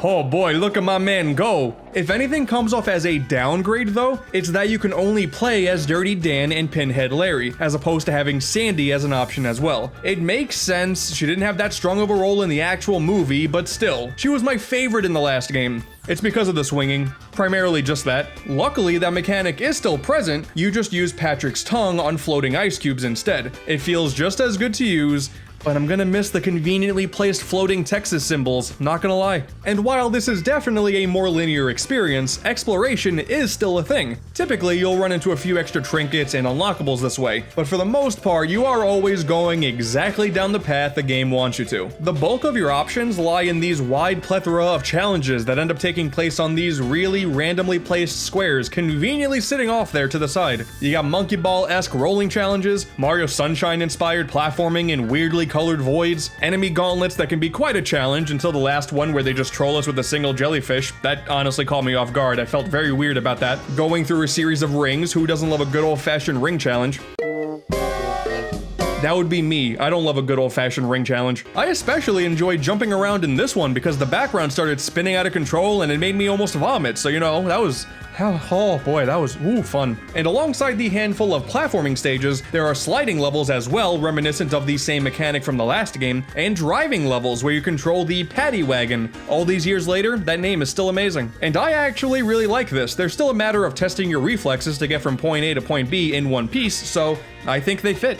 That being said though, there is a problem, and it comes from needing to play through all of these stages so many damn times to get more and more tokens. You will often jump into a new main level and get told that you can't progress until you get a new skill, which you can't get until you have enough tokens. So the quickest way to do that is to do the extra missions in the sliding and driving stages. You already did the level normally, now do it under a time limit. Now go through the rings, now do it in a tighter time limit. I think we've jumped through enough hoops for you, Mindy. Then how about jumping through rings instead? Mindy, you suck. And some of the things they expect you to do in the final time trial challenge is insane. I'm pulling off these ridiculous shortcuts here, and I'm still just kinda short of the time needed. They're also prone to glitches too, so that's nice. Here's me in a perpetual jump, so it's impossible to finish the slide. Good stuff. Most of the time, I love challenges like this. Mario and Sonic games have these things all the time. The thing is though, in those games, they're optional, a means to complete the game 100%, but not necessary to see the game's ending. Here though, you definitely have to do at least some of them in order to simply beat the game. And I think it is safe to say, it's pretty dumb. Oh. Oh, this is like that scene from the Titanic, right? The boss battles are unfortunately lacking as well. They're not bad, just incredibly simplistic and super short. The bosses in Battle for Bikini Bottom had you use each of the characters' abilities in pretty interesting ways, so what happened here? I know we gotta stick to Dennis on Hasselhoff's hairy back because it's canon to the movie, and saying that out loud was pretty weird honestly, but it still feels like they didn't try to make something good out of these. You lay on a bunch of hits, move on. Now I know I'm doing a bit of complaining, specifically when compared to the more universally liked Battle for Bikini Bottom, but can you really blame me? That game was the result of taking a chance, implementing tried and true platforming mechanics in a world of SpongeBob SquarePants, and obviously it did well for them. And when you're pushing through the main adventure here, it's still pretty good. So why am I suddenly forced to replay missions with strict guidelines and deal with underwhelming bosses? That wasn't a thing last time, and it's not like people were asking for it. The SpongeBob movie game did release only a year after Battle for Bikini Bottom after all, and it was made to tie in with the movie's release, so maybe this was rushed? It's still a quality movie tie-in game, so that's remarkable in and of itself. It's not as if it poisoned the water supply, burned the crops, and delivered a plague onto our houses, but we're also technically talking about a platformer sequel here. I can't say for certain, and it's not as if it's lacking in quality, but decisions like these definitely make it seem like it needed more time for polish that they weren't afforded because they had a strict deadline to meet by their orange slimy overlords. Also, the total number of tokens only reaches 68. You guys were one away from the funny number, man, come on! At least the final boss is kinda decent. It goes on for way too long, but it's at least based on timing your jumps and attacks in a more precise manner, so it's nice. The Goofy Goober theme plays halfway through as well, so credit where credit's due, that's pretty cool. After all is said and done, we're treated to another slideshow with poorly thrown together graphics, go through the credits, and then you get sent back to World 1. Wow, that's really anticlimactic. You don't even get anything special for collecting everything, one additional cutscene and a handful of minor extras, so So beating the game doesn't really feel like much of an accomplishment, completing it doesn't really get you much of a reward, but the journey from point A to point B is still really fun, so that puts the movie game in a bit of a weird place. I may not have played every single SpongeBob game out there, but after Battle for Bikini Bottom, the one that every series fan can get behind, I went into this game expecting it to still be good, but not as good. And yeah, that is basically what I got. We ultimately still have an enjoyable 3D platformer here, with enough polish to make it a worthwhile adventure for SpongeBob fans and platformer fans alike. It's not awesome, and it probably won't get the same Rehydrated treatment since it is still based on an older movie, but it's still a good time. Listen, SpongeBob SquarePants may be Nickelodeon's golden child or, you know, their little yellow grown man, but it really can't be understated that Rugrats was one of the biggest successes that network ever had. When the whole concept of Nicktoons first became a thing in 1991, we had a brand new trio of cartoon universes to dive into. Rugrats, Doug, and Ren and Stimpy. I was honestly never really a huge fan of Ren and Stimpy, and Doug was pretty good, right? You know, killer tofu and all that. It's like a western slice of life anime. But I mean, just look at all the episode counts and run dates for the three here. Like, you tell me which one had the most success, it's obvious. Just a few tiny babies going on massive adventures, all while the parents are stressing out in the background. And I mean, I would be too if my last name was Pickles, to be fair. Related to Professor Pickle from Sonic Unleashed, perhaps? Oh yeah, and there was also like that one time that grandpa, he went out for a random Russian roulette meeting in the middle of the night. You see, if you've seen this image and you believed it, then you have been pranked by the internet. The quote is actually more or less a reference to King of the Hill, another 90s cartoon. Meanwhile, in the Rugrats cartoon itself, it was just the grandpa came back with the stomach bug. That's it. That's as exciting as the dialogue got. He wasn't doing Russian roulette. You can really put yellow text under anybody speaking and people will believe it. Yeah, sure. These little Rugrats took the world by storm. The show lasted for years. There were 3 theatrical films, one of which is a damn crossover with the Wild Thornberrys. There were comics, a bunch of merchandise, prominent roles in Universal Studios, a couple sequel cartoons with Preschool Days and All Grown Up, neither of which were good. Like, I didn't even realize that Preschool Days was a thing until doing this video, and I hate this art style. Like a lot. It's bad. There was even a Rugrats reboot in 2021, and Jesus Christ, is Dill 1 or 100? But of course, today we're talking about the video games, the best type of merchandise any 90s property could ask for. Now, obviously, hot off the heels of my multiple SpongeBob game videos, Rugrats certainly doesn't match up in terms of quantity, but you know what? There's still some prime nostalgic content here to dive back into. They never made a Grandpa Russian roulette simulator, but you know all I'm saying is like there's very clearly a market there, like they should do something with that, you know? But this desire to do a Rugrats video game retrospective didn't come out of nowhere, no. You see, one of the craziest video game releases in recent memory, at least in my stupid opinion, was in September of 2024 when we got Rugrats Adventures in Gameland, a brand new game in this franchise. What? Dude, it's an NES game too. Like, how perfect is that? Now, you may think that because this game features an HD toggle to swap in more modern hand-drawn graphics at the push of a button, it's just one of those classic 8-bit styled indie games, no big deal, but nah. This is a proper new NES game. The Steam version straight up comes with an NES ROM. That's nuts. The game's actually good. Now, I did receive a review code, but quite frankly, I've been looking forward to this since it was first revealed. A man's gotta do what a man's gotta do, alright? There is a plot to this game. The babies are all exploring parts of Tommy Pickle's house, like the backyard and the sandbox. That level lovingly titled Sand in My Diaper, by the way. And sure, the idea of all this being how they're all viewing the basic parts of the house is a very cute idea, but in typical NES fashion, I don't really care about the story. I'm here to kick ass and chew bubblegum like only Chucky Finster can do. There's a true badass behind those glasses, he just doesn't know it yet. Man, the game's aesthetics are perfect. I love the title card sequences. The very first area ends the same way the cartoon opening does. That's great stuff. And this 8-bit pixel work is great. Sorry, the HD style may be more faithful to the cartoon, like it looks really cool and fine, whatever, but this is still at its core an NES game. I need them pixels. The music though, now that can stay HD. This game has no reason to have a soundtrack as good as it does. There are like so many good tunes here that I've been humming for months. The refrigerator track, like oh man, the ice level music is sublime. The boss track is a heavy metal rendition of the theme song.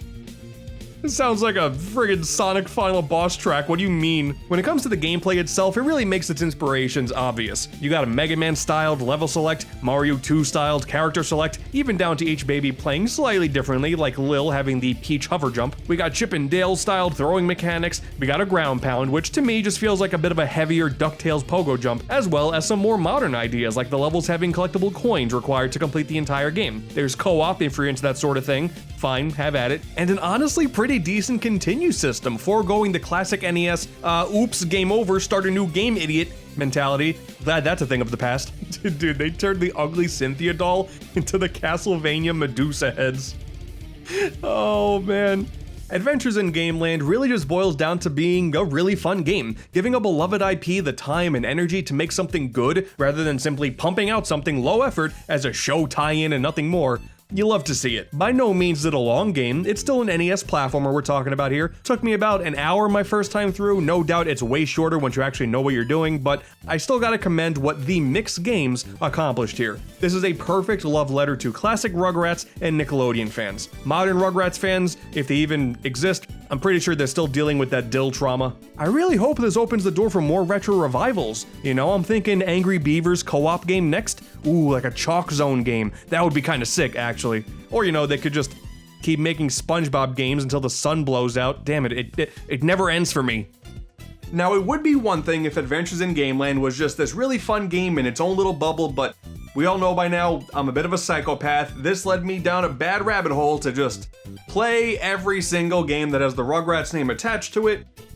A game reviewer's gotta do what a game reviewer's gotta do. Outside of the general Nickelodeon crossovers, once again, like of course you got Tommy as a playable racer in the racing game, you can play as Reptar in All-Star Brawl, and that kind of makes sense. I am a little upset that you can't play as like XJ9 Jenny just beating the crap out of Chucky Finster, but I totally get it logistically, that would be pretty bad. So once again, just Rugrats exclusive titles. Adventures in Gameland is the first game in this franchise in like 20 years. There's been a lot of games before this, okay? It's just been a long time. I got a lot to talk about. It all begins with the 1982 arcade classic Rugrats. Wait a minute, that's not right. Dude, you know what's crazy? This game is actually available on modern consoles now. Like, I don't know. It's part of the Rugrats franchise as far as I'm concerned, okay? I refuse to live in a reality where the phrase Rugrats is like a real thing and not just a 90s cartoon reference. Good on ya, Rugrats, the 1982 classic. Where it really all begins is late 1998 with Rugrats Search for Reptar for PS1. And right from the jump with this low poly 3D recreation of the cartoon's opening, it really feels like they were trying to hit the ground running here. It is certainly a much more faithful first game than stupid SpongeBob Super Sponge. Hello. Hey. It's me. There's sand in my diaper. Guys, I don't know how to break this to you, but this is terrible. Tommy has lost most of the pieces to his Reptar puzzle. Damn it, this is why we can't have anything good in this world. All the babies now decide to go on a quest to find the pieces and restore the puzzle, hence Search for Reptar. And from there, you just run around to the Pickle's fine estate. Essentially, nearly every item of interest here has some sparkles on it that will start up a brand new mission. And these missions take form of a little bit of everything, actually. You play a little bit of hide and seek where you gotta find a baby in the house and then race them back to the playpen. There's a full mini golf course on Ice Cream Mountain. That's really cool. You can see it off in the horizon. You don't get to explore it. That kind of sucks, but you know, it's the adventure that counts. There's this one where you explore this park to find Grandpa's stolen set of teeth. And do you remember this goose from the cartoon, this piece of garbage bird? Well, before long, you find Spike, who has the teeth. And before Chucky can get his hands on them, that bastard goose grabs him, steals Chucky along with it, and then you chase after them on top of Spike for a little bit before basically bludgeoning the bird with pucks. Oh my god, so much has happened in the last 5 minutes. If it wasn't made pretty clear at this point, Search for Reptar, it ain't bad. Dare I call this game a childhood classic for the console. It does kinda come off as just a minigame collection, but I really like having the entire Pickles house to explore, and having missions that call back to the actual cartoon in a way that force the developers to come up with some pretty decent mechanics. That's cool. This game blends fan service and decent gameplay pretty well and gives you almost non-stop variety for the couple hours it takes to complete. You do primarily play as Tommy here, but the other babies do get their time to shine every so often, though it's not like they play any differently, but it's a nice change of pace. Except for the few times you play as Angelica, of course, because she just sucks and she has no good future to look forward to, and her doll sucks, and she's just a big fat fanny. But I especially enjoy the part where you travel to the mirror dimension and have to explore the house upside down to find and pop colored balloons. I'm like 95% sure this is all a Castlevania Symphony of the Night reference, because what the hell? How about this damn horror level where it turns into Silent Hill all of a sudden? There's a bunch of ghosts in the house and you gotta scare them with a light. Did Luigi's Mansion steal from this? I don't know. Between this and that stupid Piglet game I keep hearing about all of a sudden, these children game developers were really pushing their limits back in the day. And there's a reason that entire generation has gone insane. Okay, yeah, this part sucks. Touching any of these Reptar coins has the same yell sound effect playing over and over again. It's a bit much. Is it worth the pain and torment on my ears just to say that I finally beat this game after so many years? Ah, yes, of course, because at the end there is a Reptar kaiju level where you destroy an entire city and you feel kinda cool doing it. And then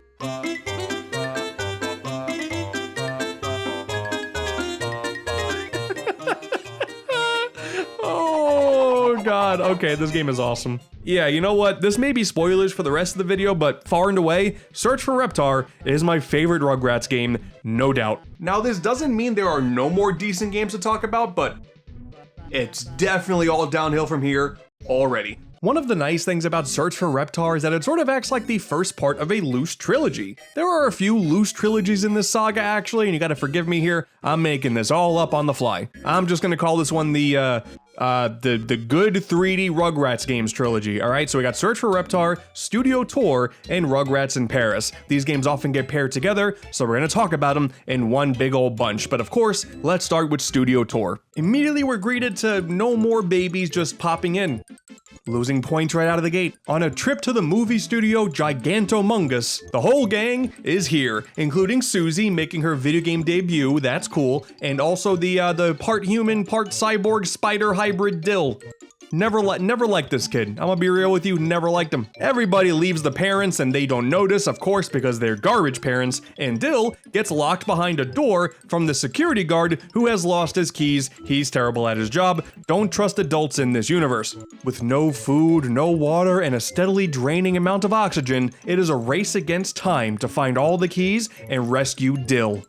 I may have exaggerated that bit of the story, but don't think about it. From there is a baby select screen, but the structure is basically the same for all of them. Each of them donning a different outfit and exploring a different theme. You run around a movie set to participate in some more missions and minigames. Susie's got the Wild West, Angelica's got pirates, Chucky goes to space, and Phil and Lil have race cars. Diapies of Thunder. Is that a disease? Once you get into it though, the character doesn't really matter. Everybody gets screen time here. Whether you're simply exploring and hitting switches, racing your fellow babies on foot or in a car, doing some basic platforming, herding animals, minecart segments, killing aliens, once again, we have a game that's not all that long, but the variety is really strong here. There are two major similarities with the previous game. Firstly, mini golf is back, hooray! And it plays exactly the same, but instead of there being just one course, we have multiple. So if you liked it before, you have no choice, you're gonna like it here as well. I don't make the rules. And outside of the ball lacking rolling animation, so it constantly looks like it's just sliding on ice, I do actually kinda like these. Really gives off Mario Golf 64 mini golf vibes. It's repetitive, but damn it if it isn't kinda fun. Despite it being a blatant reuse of mechanics from game to game, good on you. You got double the money for the same amount of work. The second comparison, those stupid Rugrat coins make a return with the same stupid roaring sound effect. I want to die. Man, you know what? I do really like this game too. It's not like Studio Tour succeeds or fails at anything spectacularly, but the fact that there are dozens of things to do all condensed into a 2 to 3 hour time frame, it could obviously be way worse. I don't like that there's this one minigame called Milk Squirt, but you know, otherwise it's a pretty good time. And eventually you do get enough keys, and it's up to you to now go save Dill. Whee! Oh, there's a second door, okay. And the kicker with this one, only one of these 25 slots will unlock the door, and it's random every single playthrough. So, unless you get every key in the game, it is mathematically always possible that you will run out of keys. Oh, fun. I hate you. Dude, and then you open it and Dill's not even there. He's not right there to save, come on. I'm gonna go find help, and then we'll go find a little bald guy. So like, are we still talking about Dill here? Little bald guy.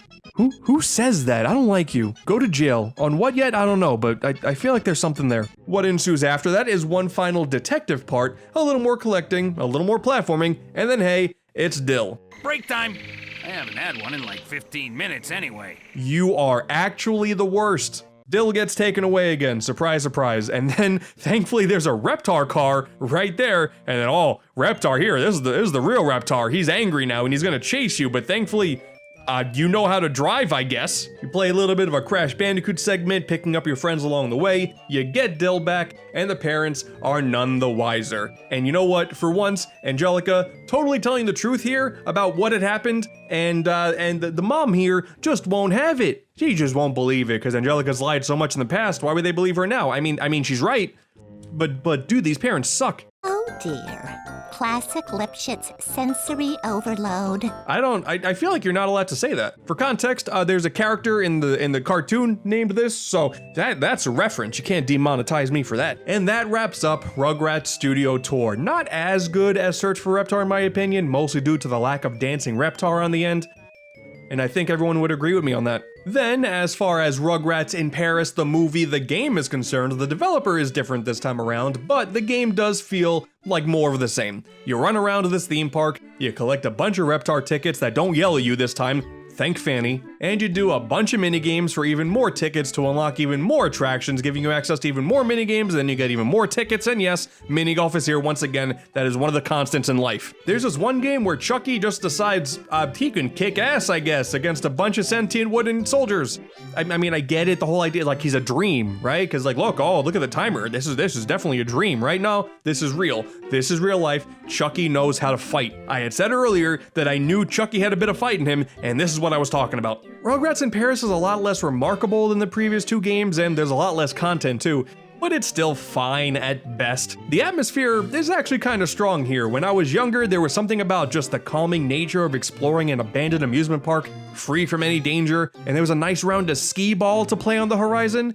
That was nice. It was a nice calming experience. These games do get progressively a little bit worse as we go on, but still, they're all fine. At the bare minimum, they're fine. Obviously, minigames have been a major thing with these titles up until now, and realistically, I do think that was the right call. Rugrats was always just about pure fun and expanding your imagination, so an approach like this for video games makes a whole lot more sense than just, I don't know, filling the early 3D consoles with a bunch of garbage 3D platformers like SpongeBob did. Revenge of the Flying Dutchman, I think, left just such a bad mark on my psyche. I think about it every so often and I feel pain. I feel immense pain.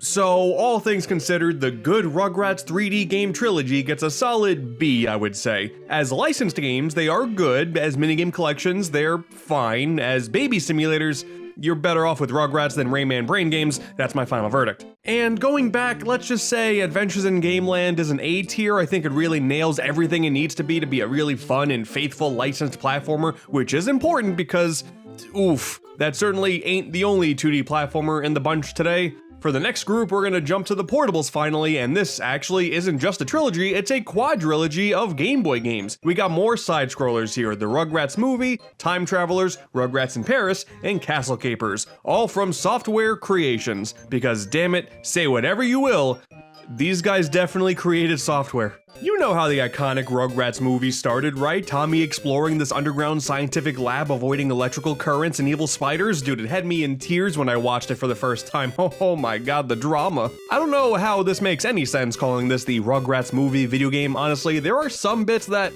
I guess, take place in a hospital, and Dill's about to be born, so okay, platforming in a hospital, why not? Eventually, it does end in a forest, and that part makes sense. That is the part of the movie where Tommy almost kills his newborn baby brother. And that part is not a joke, actually. That actually almost happens in the movie. Like, it's pretty messed up. There's a timeline out there where he actually does the job, and then the all-grown-up spin-off is totally different. Going underwater and jumping on jellyfishes, though, yeah, I can't really recall that from this cinematic masterpiece. The colors look nice, I will give it that. Considering this was originally released on the original 4-color Game Boy, Software Creations at least understood the assignment when porting it to the Game Boy Color. But it is otherwise a very simple, super floaty, and incredibly boring platformer. But really, what's to be expected from the studio also behind Mortal Kombat 3 on the Game Boy?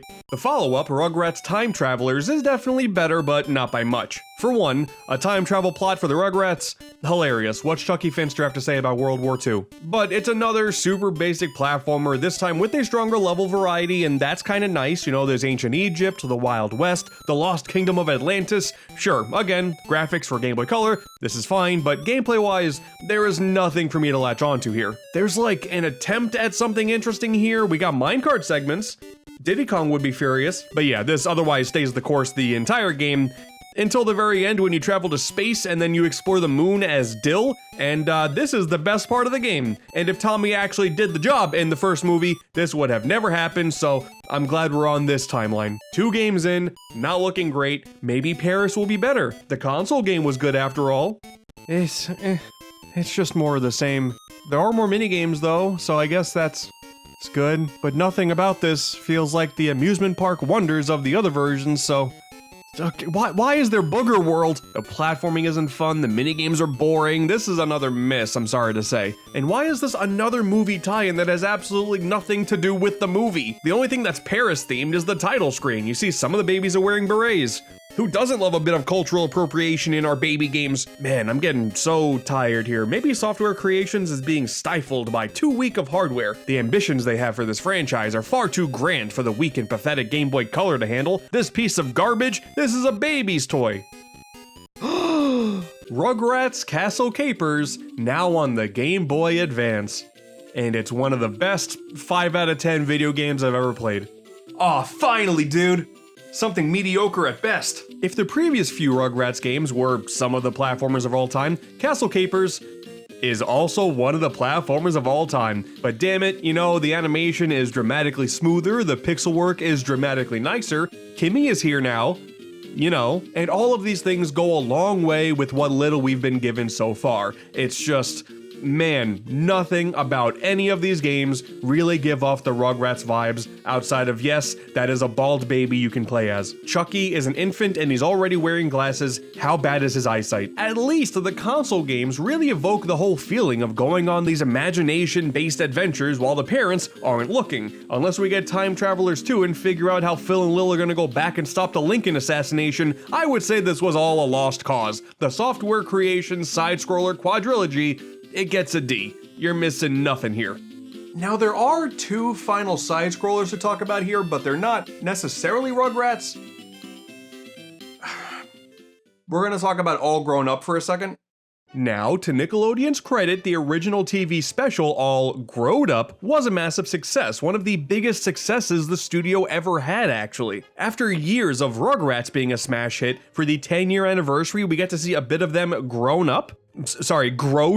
It was genius, so naturally, it made all the sense in the world for Nick to turn this into its own official thing with an offshoot with All Grown Up, and God, I don't know, this cartoon is boring as all hell. They didn't actually grow up in the TV special. It was all just more of the imagination stuff at play. The babies go in a closet, then hey, you get a little bit of them as teenagers, young adults, whatever you want to call them, and then hey, they're back to babies, cool. All Grown Up is just a fairly typical kids dealing with school life cartoon. Give me a game based off of Recess instead. Like, that show was kind of sick. But whatever, keep the gravy train running, I guess. All Growed Up on the PC. No. All Grown Up Express Yourself for the GBA. It's, oh God, it's just a non-stop series of fetch quests and talking to people. That's it. And there's also like a bunch of volleyball for some reason, but why is it just volleyball? Like, you would think, oh, it's a minigame collection. Just no. It's just volleyball against a bunch of characters. I don't get it. Apparently, there is a single episode of the cartoon where Angelica works for the school newspaper. So, sure, whole ass video game. Express yourself. Oh, this sucks. Nickelodeon executives, I know you're listening, and I'm pretty sure you're already well aware of this, but I think the entire All Grown Up experiment ultimately was a failure. I get it, at some point the initial cartoon was gonna run its course. Rugrats, mega successful, I get it, but what? Are you just gonna be known for one cartoon exclusively while everything else is just a flash in the pan by design? Expecting a smash hit of a cartoon to sustain your brand for decades just isn't realistic. Who am I kidding? Let's just make a spin-off where Dill grows up to be a supervillain, finally, okay? Like, he remembers, like, oh wow, brain blast. Okay, my older brother at one point tried to kill me in the forest. Okay, now I want to be evil. Like, let's run with that. They put him in a Dr. Robotnik contraption right out of the womb. You can, like, take that plot and make a modern, retro, beat-em-up spin-off like Shredder's Revenge, and then, hey, we'll be golden. Tell me that is less interesting than Tommy worrying about the next test in school. The only good thing to come out of All Grown Up, in my opinion, is older Spike. He gained a ton of weight, like they treated him poorly, but damn it, he's still a good boy, look at him. All Grown Up does also appear in Nicktoons Freeze Frame Frenzy, but I am still not prepared for all of those Nickelodeon crossover games yet. That's still like a deep well that seems never ending, but one day, we'll get to it.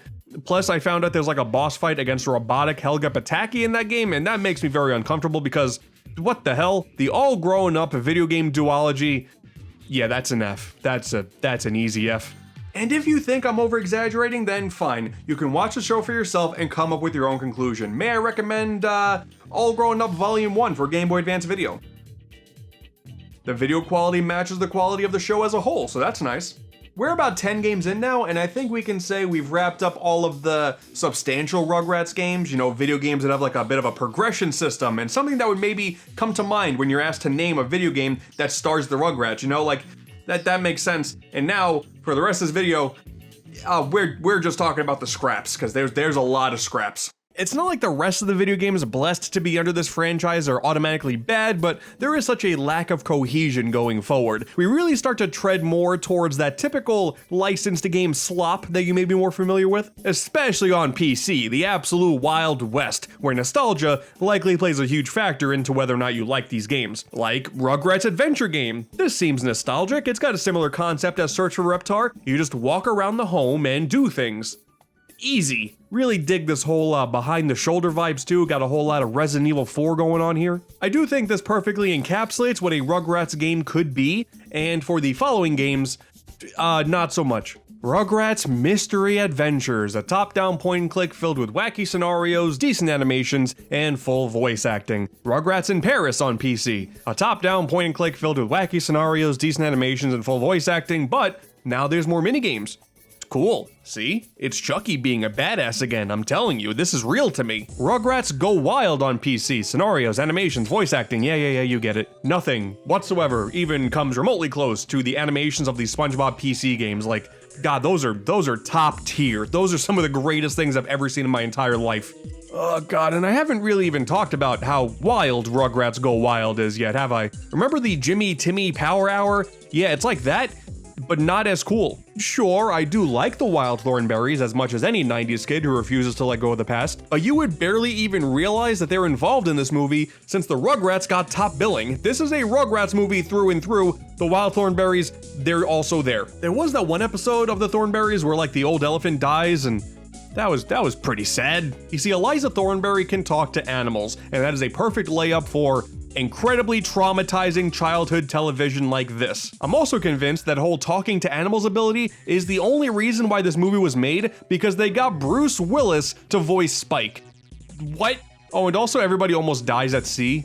Why is there such an aura of death in the Rugrats movies? Dude, I don't know. I feel like I would prefer Wild Thornberrys and the Angry Beavers. Like, the beavers can already talk, but something about that just seems like it'd be funnier. Dude, and get Cow and Chicken in on there too. Like, all these animal characters, just like put them all in with the Wild Thornberrys. Like, that makes a whole lot more sense to me. Wait, I think Cow and Chicken was Cartoon Network? Yep, it was. Oops. Crossover event. Oh my God, that's crazy. The Wild Thornberrys and Cow and Chicken? That's nuts. I don't think it's wrong to say that these games all fit the bill perfectly when you're a kid and your parents just want to give you something colorful to play just so you can shut up for a few hours. I've mentioned before that I grew up with the Bugs Life Activity Center, and I loved it. It's no Bugs Life on PS1, but damn it, it was there. I was either playing like Sonic R or this, so I was pretty good. And sure enough, there is a Rugrats Movie Activity Center as well. There is a whole lot more to enjoy here, I would say. A lot of the same stuff applies with how the game handles itself, but the minigames are a lot more thought-provoking for the childish mind, so no complaints from me. This works totally fine. Does completely gloss over the whole Tommy readying to end Dill thing though. This is revisionist history at its finest, and I will not stand for it. This is perfect quick time event material. Oh, and yeah, there's also Rugrats Go Wild on GBA. Like, it kind of feels like the PC version scaled down, so I guess like on a technical level, that's kind of impressive, but it looks horrendous. This looks like a fake game you would watch someone play in the movie. Maybe you would be interested in the double pack featuring SpongeBob Super Sponge also for the Game Boy Advance. Maybe you would be interested in playing some Russian roulette with your buddies and then hoping for the best, just like Grandpa did. And you want more dedicated minigame collections? Then boy howdy do we have you covered. Rugrats Munchin Land. It's an electronic board game. Woohoo! According to some review back in the day that I can't access the full thing anymore, testers, boys, and girls aged 6 to 9 loved the game. Older kids grew slightly bored with the quote board game theme. So, for all of you 6 to 9-year-olds out there, stop watching this video. Oh my God, what are you doing? It's not made for kids. You should go learn about taxes or something. It's Rugrats Scavenger Hunt that is the true Rugrats board game experience.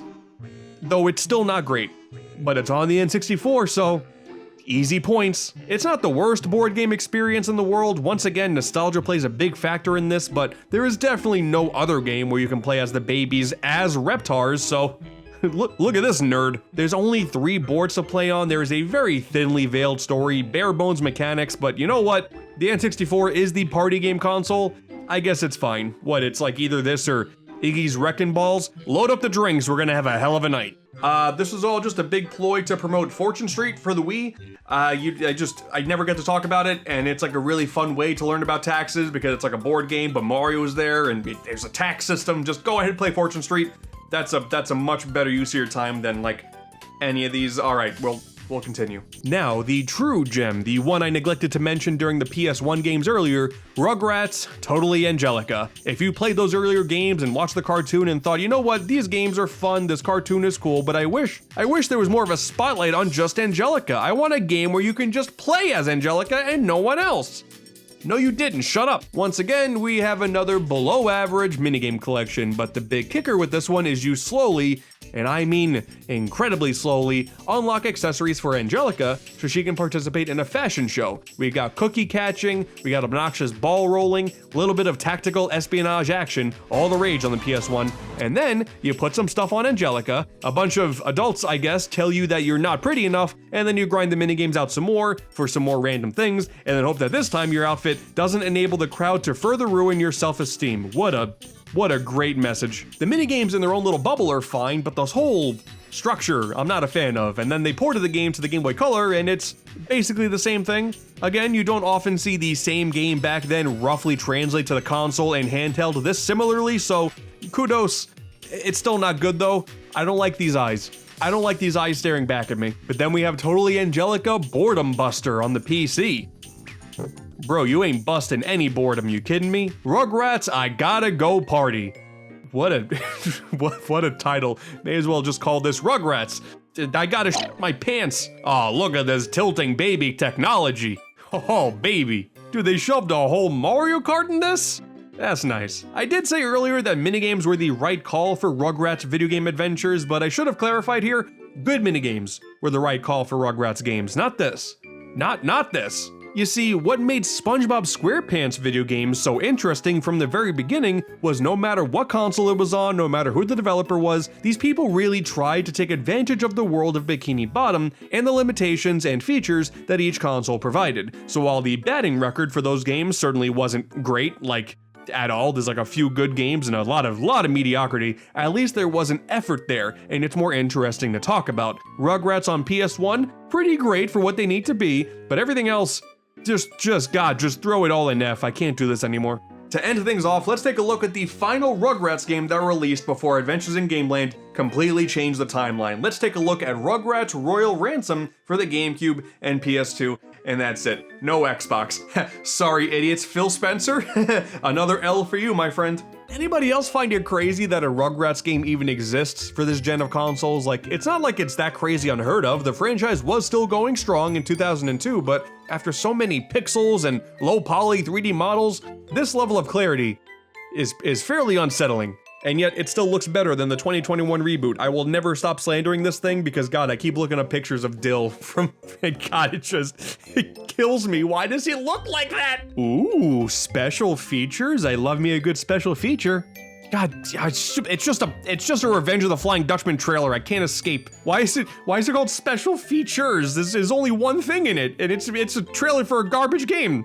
Baby Easy, Rugrat Medium, or Reptar Tough. Oh, hell yeah, man. Alright, so this is the last Rugrats game that they actually kinda cared about, so quick plot synopsis. Stu Pickles has created the Play Palace 3000, a massive playground filled with a ton of different zones to explore. The parents, naturally, begin not paying attention, and then Angelica goes in, steals Tommy's toys, and go get them back.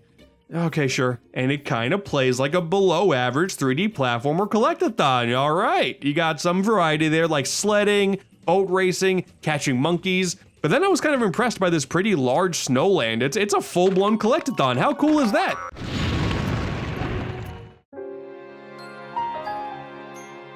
Why is there so much death in Rugrats? For our next foray into the world of an interactive Bikini Bottom, well, we're gonna take a bit of a step backwards.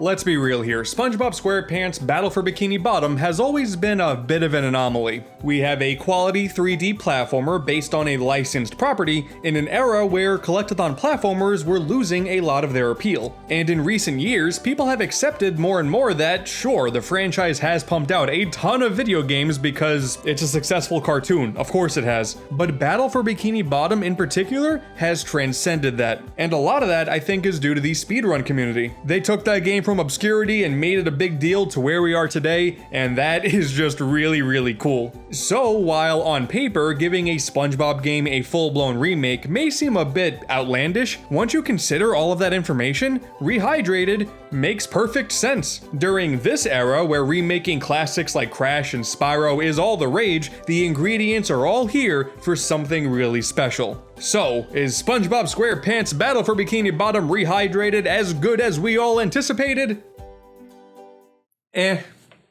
Okay, so, to get the important stuff out of the way, this is still Battle for Bikini Bottom, exactly as you remember it. for better or for worse. We have 9 open levels filled with a linear main objective as well as multiple side objectives, all taking place in different iconic locations throughout the entirety of Bikini Bottom. Plankton's robots are going out on a rampage, so collect as many shiny things as you possibly can to go inside the chum bucket and save the day. And as much as this next part is going to sound like a bit of a backhanded compliment, the thing that made the original Battle for Bikini Bottom feel kinda special was that it wasn't garbage. Licensed video games of that era are supposed to not be good, so when one comes around that is competently made in a fan-favorite genre, the collectathon platformer, then yeah, you're gonna get a lot of praise, and a lot of that is deserved. It doesn't feature a ton of mind-blowing platforming mechanics that rival some of the best you can find in similar titles. It was just simply enjoyable, running and jumping through jellyfish fields, missing the bus out of Rock Bottom, going down the multiple slides in Sand Mountain. And you don't only play as SpongeBob, but Patrick and Sandy as well, each with their own pros and cons. There's some basic puzzle solving, some simplistic combat, a plethora of challenges to go for that, for the most part, never really get too difficult, but they do give you plenty of things to go for in each stage, which is nice. Like looking for all of Patrick's hidden socks, that really encourages exploration. It ticks off nearly all of the boxes that makes a collectathon platformer what it is. And also, traveling the world of Bikini Bottom, that's just a simple pleasure in life. This game satisfies that oddly specific niche. Look at this. More like SpongeBob Dehydrated, am I right? The original title nailed all of those rudimentary platforming tropes very well, and I can safely say that for the most part, Rehydrated gives off that same exact vibe. So if you're looking for a modern way to play Battle for Bikini Bottom, this will fit the bill just fine. The problem though, is that it doesn't really do much more than that. There are sort of 2 main topics to Rehydrated, which I didn't anticipate. The original game is still here, so if you're a fan, that's awesome, that's really good news. But in regards to it being a remake/remaster, sorry, I'm really not impressed. Obviously, the most noticeable improvement here is with the graphics, and yeah, it looks pretty fantastic. Once again though, for the most part. Every model has been recreated to represent the character's more modern appearances, and the worlds really pop out a whole lot more thanks to the more advanced lighting and the redone textures. Some areas though, I would actually argue, don't look as good, and I think it's all due to the overall contrast. The original was a whole lot more muted in a lot of those locations, but in areas like Goo Lagoon, I think things are a little bit too bright in this one for my taste in comparison. Sand Mountain also introduces a pretty heavy level of fog, which is kind of strange. Normally I would assume remakes would get rid of fog, but it was never there in the original, so it just comes off as a weird choice. I know I'm pulling at hairs here, and overall, it is very good, but it seems like for every upgrade that was done in Rehydrated, there are some questionable decisions made alongside it. Like, let's look at the cutscenes. A handful of them are fully reanimated from top to bottom, and they look excellent. Patrick looks a bit odd at points. Something about his teeth just rubs me in a wrong way that it never did before. I don't like it, but for the most part, these are great. An absolute highlight of the overall package. SpongeBob is a cartoon after all. These really come off as an animated CG movie. The basic talking scenes, however, these I'm a bit more indifferent to. The developers went ahead and made many more expressions for each of the characters to better reflect what's actually going on in the conversation. I mean, hell, looking back in the original, half the time, SpongeBob wasn't even looking at who he was talking to. But it's the lip syncing that's the problem for me. Actually, the lack of it. Again, I know this is ultimately not a big deal. I will admit that I am fully biased here. I adore what happened with Spyro in the Reignited trilogy, and one of the more impressive changes that was implemented was including lip sync on top of the looping animations. It made the characters feel a lot more alive, I guess I would say. Stuff like this just shows its roots as a PS2 era title, and I would say in the world of modern day remakes, the bar is set a bit higher than that. The text boxes don't follow the lines of dialogue either, which seems like a really weird oversight. And what is this mustache animation? Just put the mustache on him. That doesn't look good. The movie game did that just fine many years ago. And also, really minor nitpick, they didn't do the crazy zoom in for the infamous Mrs. Puff don't ask questions line, nullifying why it was even funny in the first place. It's just not the same. I do really like the option to have everybody speak Japanese. SpongeBob is my favorite anime. I'm definitely shining the most spotlight on the graphics here because overall they're a whole lot better and the game is gorgeous, but the problem is that nothing else has changed.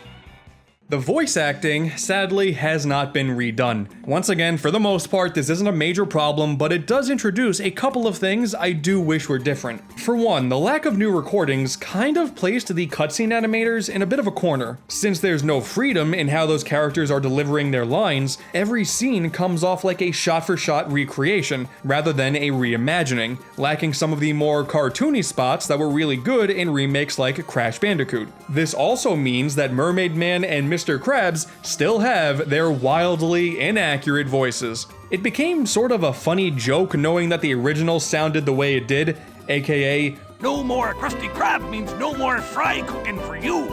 bad, but I really don't understand any excuse here. With the entire cast still reprising their roles in the cartoon, I feel like it would be better if the lines were recreated here. I don't know what the problem is. I am aware that unfortunately the voice actor behind Mermaid Man passed away years ago, and Nickelodeon ever since has not given the character a voice in the cartoon. But I don't know, man, I just think those two characters in particular needed to be fixed. Most of the characters' deliveries were already great and often really funny, but I also think you're seeing a trend here of me saying this game is good because the original was good, rather than saying how good Rehydrated is. And this all culminates in the gameplay. Looking back at the original, there were definite problems. The tiki area in Kelp Forest could be pretty annoying. Some of the sliding sections are way more frustrating than they have any right to be. Platforming in Squidward's Dream can sometimes be a total nightmare. The rolling ball puzzle in the Murmalayer brings out a frustration in me that I haven't seen out of myself since Super Mario Sunshine. And in Rehydrated, all of that still applies. All of the effort here seems to simply go to the aesthetics and nothing else. Some of these segments are just as annoying as ever before. This part still sucks a whole lot. I did find out how to skip the tiki section in Kelp Forest, so that's something positive. It's not as bad as some people say it is, but the problems are still there. Come on, man, it's not that bad, get good. And if anything, there are even more issues here. The camera in the bungee jump sections can often screw up. There was this one time I loaded into a slide without realizing it and then flew off into my death. They didn't prepare me for this. The momentum for Sandy's lasso swings, one of my favorite parts of the original game, are completely off and they feel forced now. Things that, without direct comparison, probably don't come off as big problems, like everything I've said in this video up until now. But I played that original version not that long ago, so my perspective is a bit different. All of this makes Battle for Bikini Bottom Rehydrated kind of feel unfinished. And that goes double for the Switch version too. Choppier frame rate, the shadows are worse, pixelated edges on all the models. It is simply not as on par with the other consoles as it really should have been. And the thing is, I don't know if this is the fault of the relative newcomers, Purple Lamp Studios, or Nickelodeon not giving out enough of a budget because they simply wanted this game to release before the new movie. Who can really say? It's all speculation on my part. Actually, the movie also got delayed, so you probably should have just done that with the game. It would have been fine. I'm just saying. They did add some fresh memes into the idle animations, so that right there is the best part about Rehydrated. But what about one of the major selling points here? The return of Robo Squidward. This boss was cut from the original version, and with a remake happening here, there was a promise to bring it back, which sounded super exciting. Oh man, are we gonna get like a new secret area? Like maybe a spot under the chum bucket? Is this gonna be some major new threat? Are we gonna have some extra spatulas to collect on top of this? Oh, what about Patrick's Dream? That location was also cut from the original game, so bringing that back and having Robo Squidward be a boss of that stage would make total sense. That would be perfect. Oh man, this is so exciting. I can't wait to see what we're gonna get. No. So, exclusive to Rehydrated, we have a brand new multiplayer horde mode. And it's terrible. Every character more or less plays the same. Don't play as Squidward because his clarinet makes the same 3 notes over and over again, and it is the worst thing on the planet. It is incredibly repetitive, lacks any amount of skill to get through. It goes on for about 40 to 45 minutes, and then you just get sent back to the title screen after completing it. That's the entire mode. It is 100% an absolute waste of time. But hey, Robo Squidward's there, so they weren't lying. Man, reviews for this game have been all over the place, and it's kind of easy to see why. The original Battle for Bikini Bottom succeeded because in a world where successful platformers were evolving to incorporate elements from other genres, it was frankly great seeing a licensed property stick to the basics and give us something solid. So as a result of this game more or less being the same, newcomers will still enjoy themselves. Nowadays though, I would argue the playfield is completely different, and I think, as a remaster, Rehydrated comes up short. Crash, Spyro, Medieval, hell, even having a simple graphical update on top of plenty of quality of life improvements like we got with Xenoblade was more in line with what I was expecting here. In the grand scheme of things, yeah, this is probably still the definitive way to play this game, but that's more so because it's now available on modern consoles and PC, rather than being impressed with the work that was done here. If you haven't played Battle for Bikini Bottom yet, Rehydrated is still a fine pick. Personally, I think I still prefer the original version, but that's just because I'm an absolute sucker for older 3D platformers during that generation. That entire era was jank as all hell, and man, SpongeBob fit in perfectly. Rehydrated's just okay in my opinion. Battle for Bikini Bottom is still one of the finer games in the franchise, and Rehydrated's not a bad pick, so either way you go, you're in for a decent time, which is a whole lot more than you can say for some of the other games in the franchise. And I did sort of promise that I would start covering these and a whole lot more, so I guess now's as good a time as any to start making good on that promise, huh?